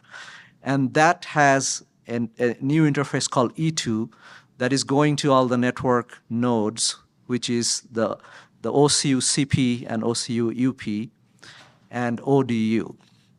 And those of you know the architecture a little bit more, just wanted to give you one little nuance that in ORAN architecture, we could not agree on what is OCU. So there is no OCU. So don't write OCU in any of your, any of your emails or any of your document. It does not exist. So in ORAN, we have OCU-CP and OCU-UP and near real-time RIC, and then ODU. The issue is with OCU is that whether near real-time RIC should be inside the OCU or outside the OCU. And the implication is very, very, very big because the OCU-CP defines your G node B. So which means that if you put the near real-time RIC inside the OCU, then you will basically take out the capability of near real-time RIC managing multiple G node Bs. So you impact the cardinality. So it's related to the economics, basically. right? So that's why we left it as is, as long as we can. It keeps coming back every now and then, but we don't agree, and then we leave it alone again. So that's one of my favorite topic. So then the E2, I mentioned about the E2, and then the other one that everybody thinks that that's what ORAN is about, which is the open frontal between radio and the baseband unit, which is the ODU. ODU and ORU. That's where you have the open frontal, and it has 4 elements in open frontal: CUS, so control, user, and sync, and then M plane, which is the management plane. So that's your, in a nutshell, ORAN interfaces. And then just bored the heck out of policy people. So I'm sorry if I was too technical for the policy folks, but that's what it is. But the point I wanted to make was that I mentioned so many interfaces before I came to open frontal, but everybody equates ORAN or Open RAN with open frontal, but that's not it. There are more to openness than just the open frontal, which has more innovation, opportunities for economics, and opportunities for multi-vendor collaboration. All right, so we'll be handing out our degrees at the door. Don't forget to get your sign. Daniel will do that. Should have gotten you a slide or something. Sorry. So pivoting back to policy world, I want to talk about sort of geopolitical stuff. Things are not. Things are a little tense these days. You might say, how are standards bodies? How is it affecting standards bodies? And how are the standards bodies coping with it? And how are the companies that are in those standards bodies coping with it? Oh. So I can just jump in and share some real world experience from our North American 3GPP meetings. And one of the challenges that we faced, over recent meetings is the issue of getting visas for participants, particularly coming from certain countries. And so it's challenging because obviously in order to be successful, we need to have representation from all of the people who are necessary to make the global standard work. And so these geopolitical challenges can be very real and have real world impacts. And of course, the same goes for U.S. participants traveling to some locations where there are different but also significant challenges. Yep. I'll add it from the experience we have seen attending the 3GPPs and other meetings is that it slows the decision-making process. So you have seen the regional blocks being created and regional alliances are being made on it, and that kind of hampers the whole idea of having a standard which is built on consensus. It is based Regional on voting blocks? Yeah. Okay. And so you are seeing the global interest versus the national interest. So one party is pushing up their agenda because that's what works for their country. So, which is probably the impactful point of it. I'll let the Sophie add in from the government point of view. Just echoing yourself, Sharik, but in terms of obviously the geopolitical tensions can create those silos, especially when it comes to those developments because of, as you say, national or regional, I suppose, protectionist policies. But, from a standards body point of view, being, I suppose, technology focused is usually very much quite inclusive, and obviously we'll try to, I suppose, minimise those differences between different regions by trying to at least accommodate the needs of those sort of key technology players as well. But yeah. Yeah, I think my, response to this would be we do not want this. We do not want a diversification or fragmentation of standardization, geopolitical or not. So if I could do that, then that would be my wish list, that we do not want it, because this is not good for the industry. It's not good for anybody. If there are trade laws that we can agree on with geopolitical differences, then we should be able to agree on standardization laws and then work out the differences the way we have been always doing it in the standardization forums and so forth. It is not good for anybody if the fragmentation of standardization happens. We all want the same thing, right? We want it to be open. We want it to be interoperable. So, there will be differences, but it's mainly focusing on the end goal of it being a truly, interoperable and an open standards and specifications. That's the main focus that it should be. And I assume there's a role for policymakers in bridging those divides.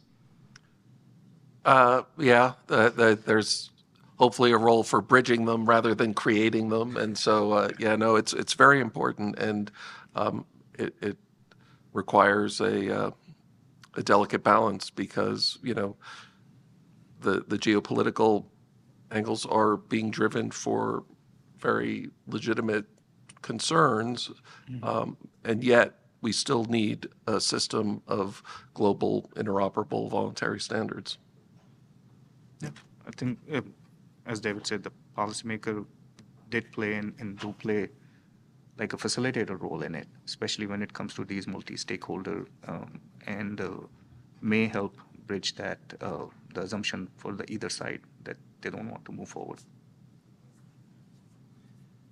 So with 5 or 6 minutes left, I want to open it up to the floor for questions before we dive back into our bonus question. Don't ask us about the air interface.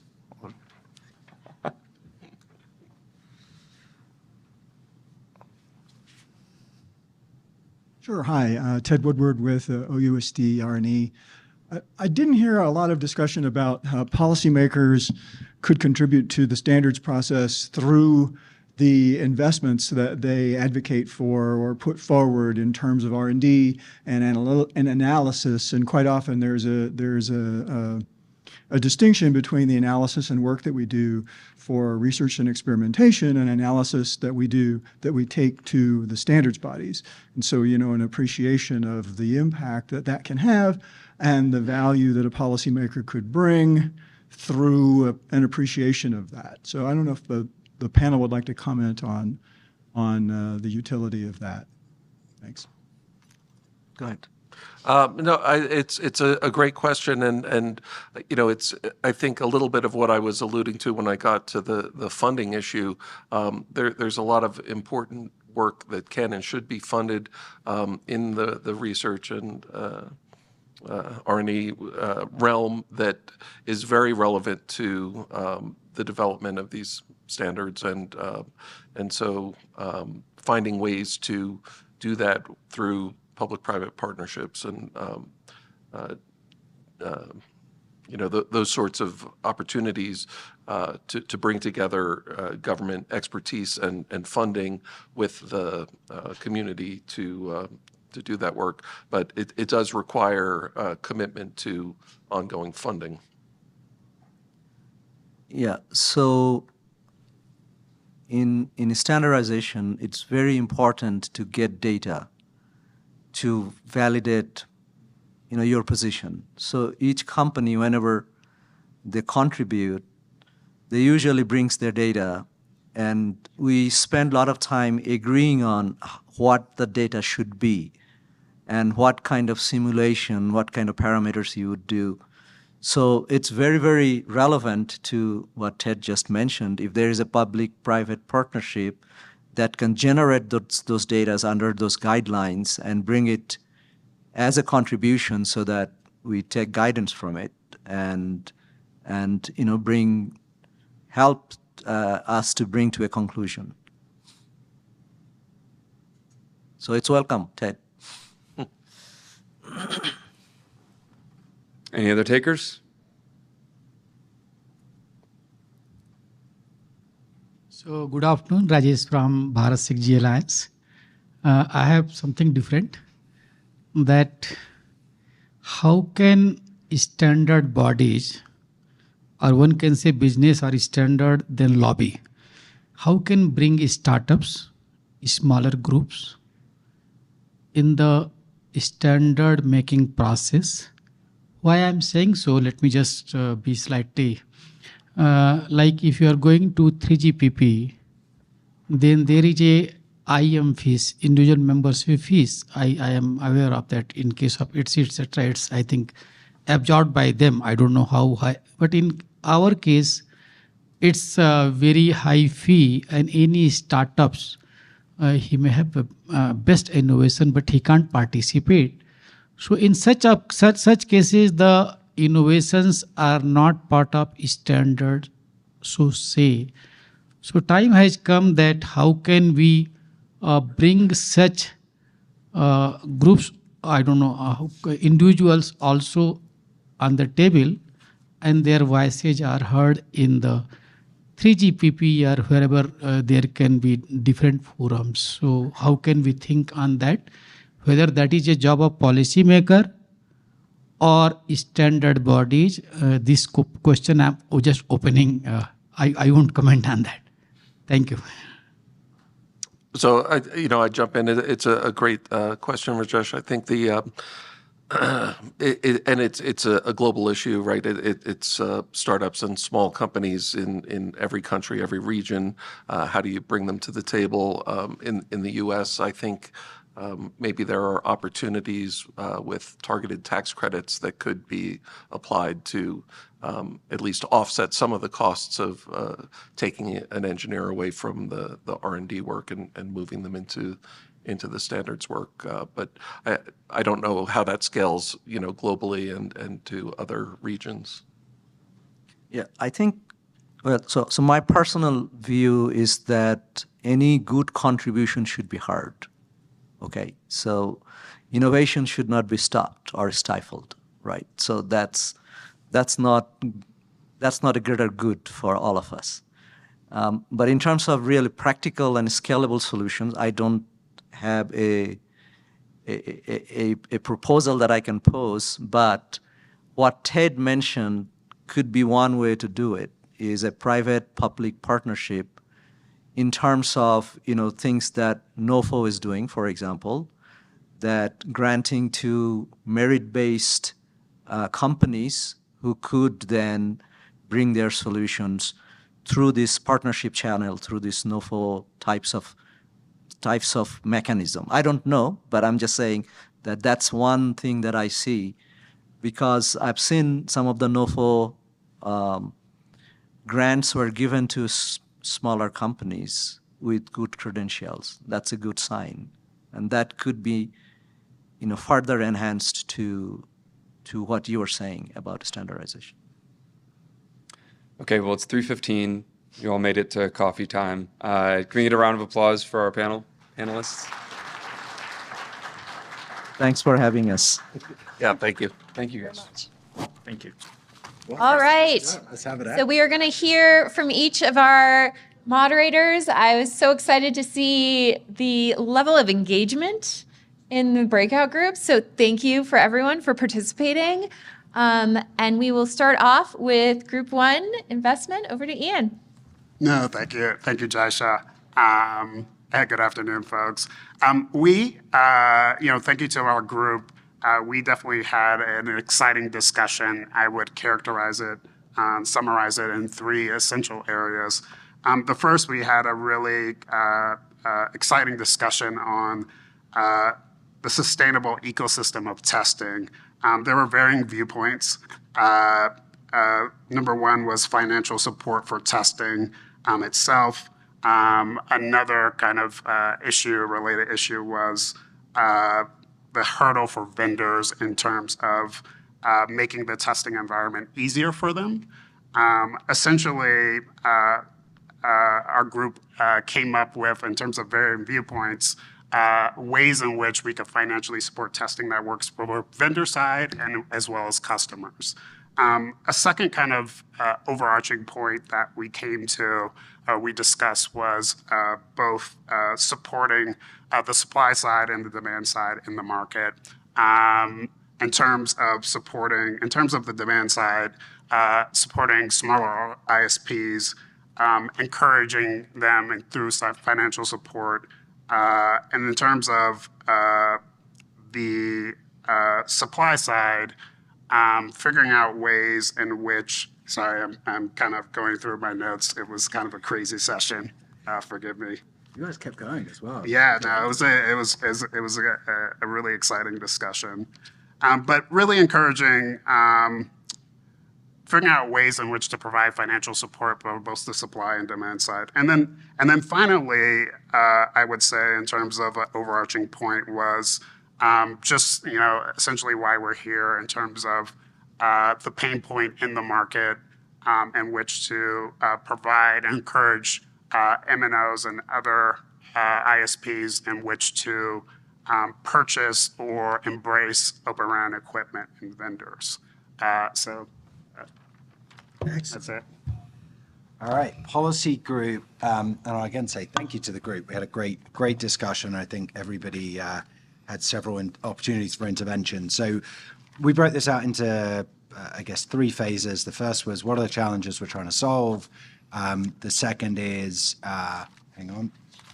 policy solutions. And third was the kind of mechanisms through which that'll play out. So challenges, overcoming the sort of perceived risk or actual risk in certain circumstances. That's largely financial, but there's also an element of that is kind of dependency upon existing incumbent vendors.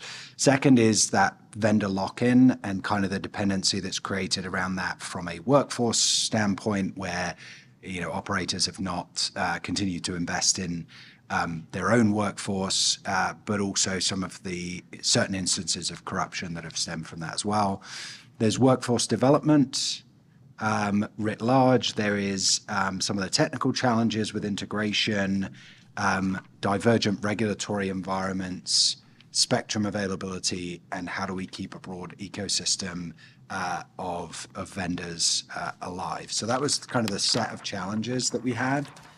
Linking those back to policy solutions, and I'll put these up on the wall afterwards in case anyone wants to take a look. We broke these out into financial, regulatory, and convening. So from a financial standpoint, how do we de-risk the cost of investments? How do we invest in workforce development programs from a government level, create forums for information sharing, and sort of helping to solve the problem of maintaining a broad ecosystem. On the regulatory piece, we talked about spectrum policy, both alignment at a regional level, but also more generally availability of spectrum, legal frameworks for network security, standards development, and then finally on the convening side, information sharing and government-to-government coordination, as well as workforce development. This is a lot more difficult to do than I had imagined. There we go. There we go. Thank you. So finally, we had the mechanisms, and I'll kind of hang this down front so folks can see. So we kind of color-coded financial in red, convening in blue, and regulatory in black. And one of the nice things that I think came out is we started as a group by talking about how important finance was going to be to solving so many of these challenges. And one of the things that we heard earlier from governments is not everyone has the financial resources, right, to be able to spend hundreds of millions of dollars pumping money into the ecosystem. When you actually look at the different mechanisms from a policy standpoint of driving forward those policy solutions to the challenges, some of them are financial, but actually quite a lot of them cut across those regulatory and convening buckets as well. So if there was one takeaway from our group, I think it was there are many, many different levers that a government can pull here. Some of them are financial, and in many cases, those are the most short-term consequential, but there's a lot that governments can do simply by convening the right stakeholders or through regulatory mechanisms that already exist today. So I'll leave it there and pass it over to Tom. Thank you, Alex. So we were team testing and R&D. Thanks to everyone who joined our group. I think we had a really, really good discussion, and somehow, despite it jumping around all over the place, came to some quite clear themes that came out. So I'll start with the testing side. We ended up with 2 contrasting solutions that we think need to kind of work together. So firstly, there's a need for greater centralization and coordination in the testing world. I think most people understand that, and we had a few different areas there. So kind of greater openness and sharing around test protocols, different permutations and KPIs that come out there, as well as a greater need for the industry bodies like TIP and the Alliance to provide a little bit more structure on top of what those labs look like and make sure that there's consistency between them and some kind of objective way of certifying those labs so operators can trust what's coming out of them. And on the other side, this kind of need for cooperation and centralization is a great need for more competition between the labs. We've seen and heard quite a lot about, there's been a bit of proliferation. There's a lot of labs out there kind of doing similar things at the moment. And they need to find a way to carve out niches for themselves, whether that's kind of regionality versus kind of universality, whether that's government funded versus industry funded, and you're trying to find the pros and cons between these different styles of lab and what they can do at different stages of the process. For a security lab, for example, it would make a lot more sense for a kind of a government funded neutral lab to be providing that service. Whereas for conformance testing, like that's something that could potentially be done in-house by vendors. And then for IoT in the middle, you might want to have some kind of industry-led lab doing that. The different stages may require different things, and building that those niches and the kind of competition between the labs to an extent is really valuable. And we also had a point around the repeatability, and we had a really good conversation yesterday led by the team at Keysight, and you need repeatability to build the trust, right? But you don't want to be overly repeatable. Like if you're conducting the exact same test with the exact same equipment, then fine, great. We know it can do it in that very specific circumstance, but that's not representative of the real world. So finding a way to find the balance there as well. And then on R&D, we had kind of three main takeaways here. One is a need for kind of underlying stability in resourcing, whether that's a long-term vision and funding kind of outside of political spending cycles to support researchers in planning ahead, or whether it's access to spectrum or the skills that they need to do that work. So kind of those core like foundational elements which allow that R&D to be done kind of in a long-term stable way. And then government as a driver for private investment. I think like how we can't just be government funded forever and ever. So how can we use government funding to crowd in and attract private investment into the sector, but also government-driven demand as well to help pull through and stimulate that supply side stuff, whether that's public procurements or whether it's legal and regulatory changes, kind of, as I was just saying, that can help incentivize the supply side pull through. And then the final point we had really there was around IP. I think particularly for university researchers, there was a big question around how much of the IP that the university holds on to versus the spin-out is allowed to keep, and what the incentives that creates are. And also the kind of default route to commercialization for a lot of researchers is to license the IP out to the incumbent vendors at scale.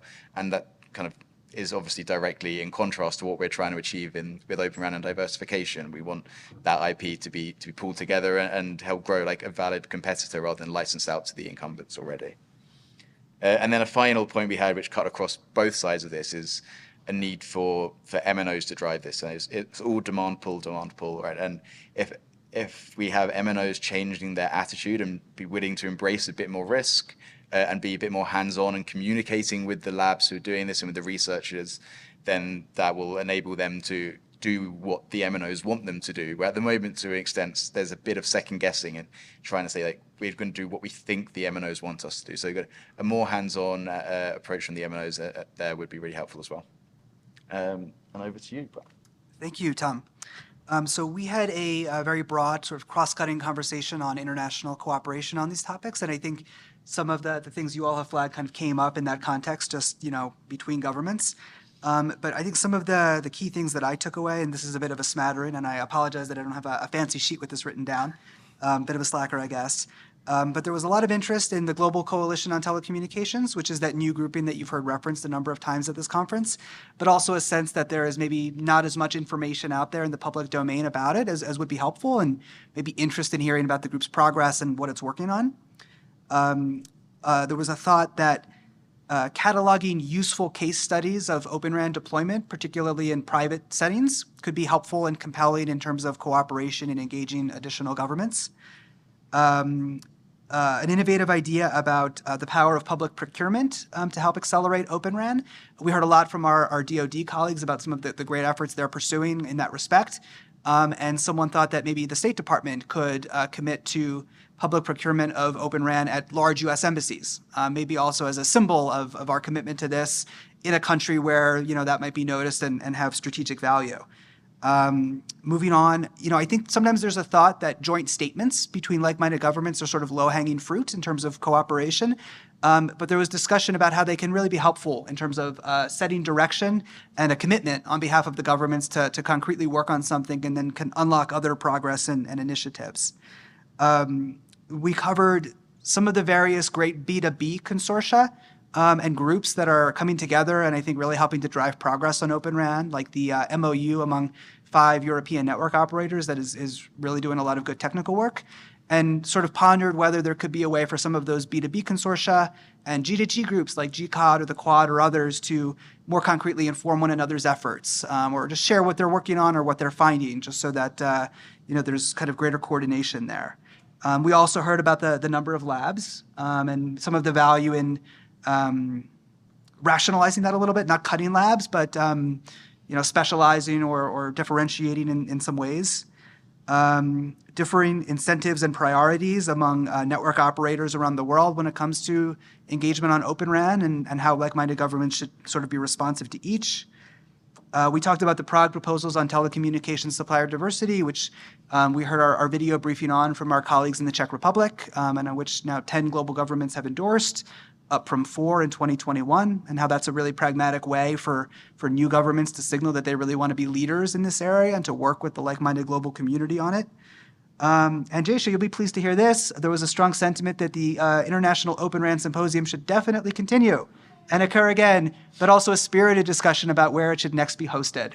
So we'll have a lot of good options, I think, in the year ahead. So that's it.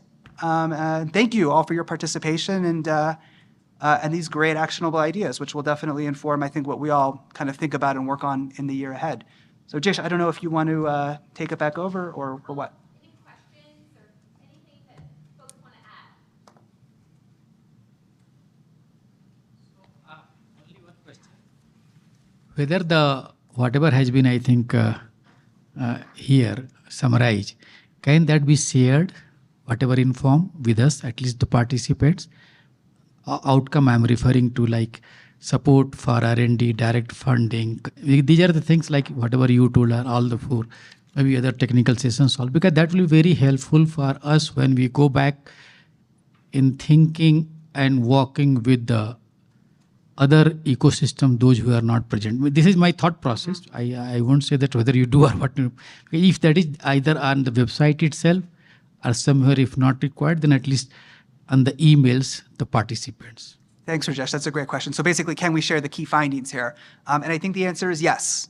We'll figure out how to do that in a way that's useful and actionable for all the participants and share that afterwards. Right, Jaysha? Okay, perfect. I think that is the plan, to create a shared doc from the key conclusions from each of these breakout groups. Perfect. Are there other questions? And I'm just stalling a little because our technical track colleague is on her way over now. Any final thoughts from our esteemed moderators? I was just going to put up my sheets on the front of the desk. Okay. No, I'll just say that I've had the privilege of working on Open RAN engagement and international cooperation and alliance building in this space really since before we were calling it Open RAN, under Jaysha's leadership and with so many great colleagues from NTIA and the interagency.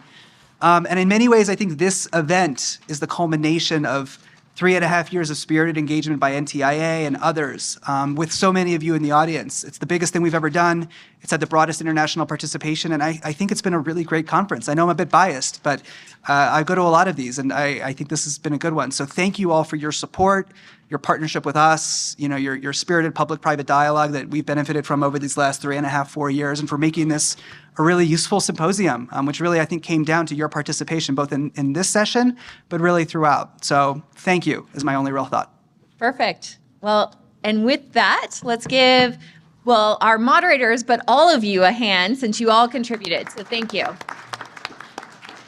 All right. So since we have been divided by this great soundproof wall today from the technical track, we thought it would be useful to bring in Julie Cupp from NTIA's Institute for Telecommunication Sciences, who was leading the work of the technical track, to give us a readout of what they discussed today, since we weren't able to be at 2 places at once. So over to Julie for that readout.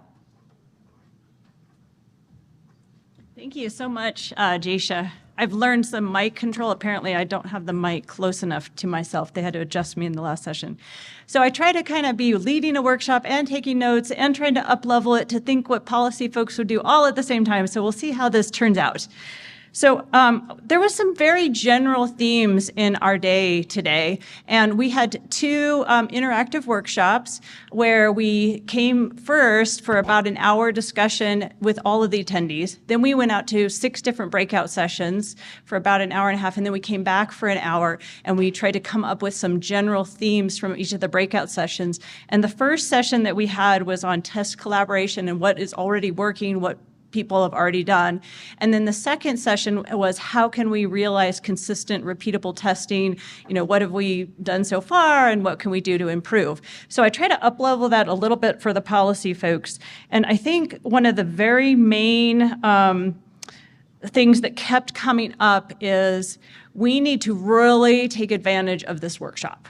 We need to figure out and have some reports. What can we do in the near term, midterm, and far term? And specifically, who will we provide these reports to? So Ku, who is one of the technical integration, test integration focus groups in ORAN Alliance, very generously volunteered to, because he and Dr. Ian Wong both facilitate that TIFG meeting, will help come up with some action items that maybe ORAN Alliance can help us with. But it could also be TIP, it could also be ADIS, it can be different groups, and how can different folks help, and what concrete steps can we have? So that was one very main conclusion that we had in the technical group. And that kind of feeds into the other thing where the ORAN Alliance has been useful for some things for testing, but they haven't been specific enough, and especially for MNOs, what specifically do we need to test and how can we make those better? A lot of times you have many tests to choose from, you don't have upper and lower bounds, and they're not specific enough for what MNOs need, there's not enough KPIs. We had a whole host of discussions around what specifically do we need to test and how can we make it more clear and consistent between labs. And we even had a very interesting very recent talk at the very end about different levels of testing. Maybe there's this idea of innovation testing and marketing testing. That's very different than certification testing or deployment testing. So we need to maybe even have classes of testing, which I found just very interesting. And Aloisio, if I miss anything, you can let me know, but just trying to highlight some of the main things.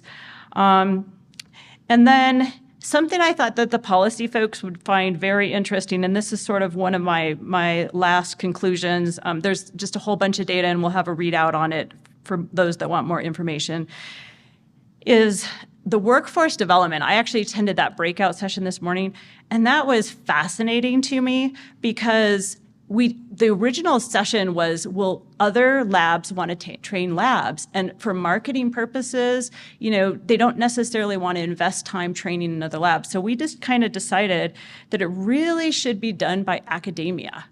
And the general degrees that you have right now don't really cover ORAN, system testing type of things. They're like electrical engineering, computer science. But we really need specific things, and we identified 6 different categories that even are like security and IT and quality assurance and wireless, RF engineering, very specific categories that academia need, and maybe this would be a master's degree is what we were sort of thinking. But then after you go from like that master's degree and these very specific, then you need sort of this certification program where you can actually apply your skills and then have some hands-on experience. And this is very important because a lot of the equipment is very expensive. And Aloisio was specifically mentioning, because he's academia, you can't always afford to use all this equipment and get all this training, but you need to have these sort of centers of excellence that AT&T was kind of talking about, and that's part of the ORCID lab that people are going to dish tomorrow, is how can many people use this expensive equipment and get this hands-on training. Did I miss anything of the high level you can think of, Aloisio? Okay. Any questions? That's all I had, so we'll get out a little early. Any questions on what the technical track kind of did?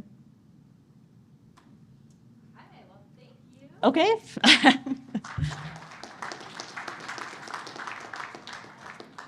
Yeah. Okay, I will just close us out really briefly. Just a reminder for tomorrow's trip to the ORCID lab. The buses will be arriving at 8:30 and will be departing promptly at 9. And so please be in the lobby a little before 9, please. Let's try to board maybe at 8:50 or so, or 8:30 if you want the best seat on the bus. And just a quick note, I know Julie did the thank yous yesterday, but I would like to offer my own thanks to all of our moderators, all of our panelists, everyone for participating, everyone for traveling to Colorado. A big thanks to our USG partners, the interagency across the US government, for showing up and supporting this effort. And I'm not sure if Megan is in the room, but the Commercial Law Development Program really stepped up to the plate, moderating many of the panels, sponsoring travel, and so big thanks to them. And then finally, my team, the international team at NTIA, big thanks to you guys. Couldn't have done it without you. And our ITS colleagues, it's been a great collaboration. We even have our colleagues from the Office of Policy Development and Analysis, Dan in the back. So anyway, big thanks to everyone. And we will see many of you tomorrow for the ORCID Lab, and safe travels to anyone who's not able to make the field trip. Have a great evening. Thank you.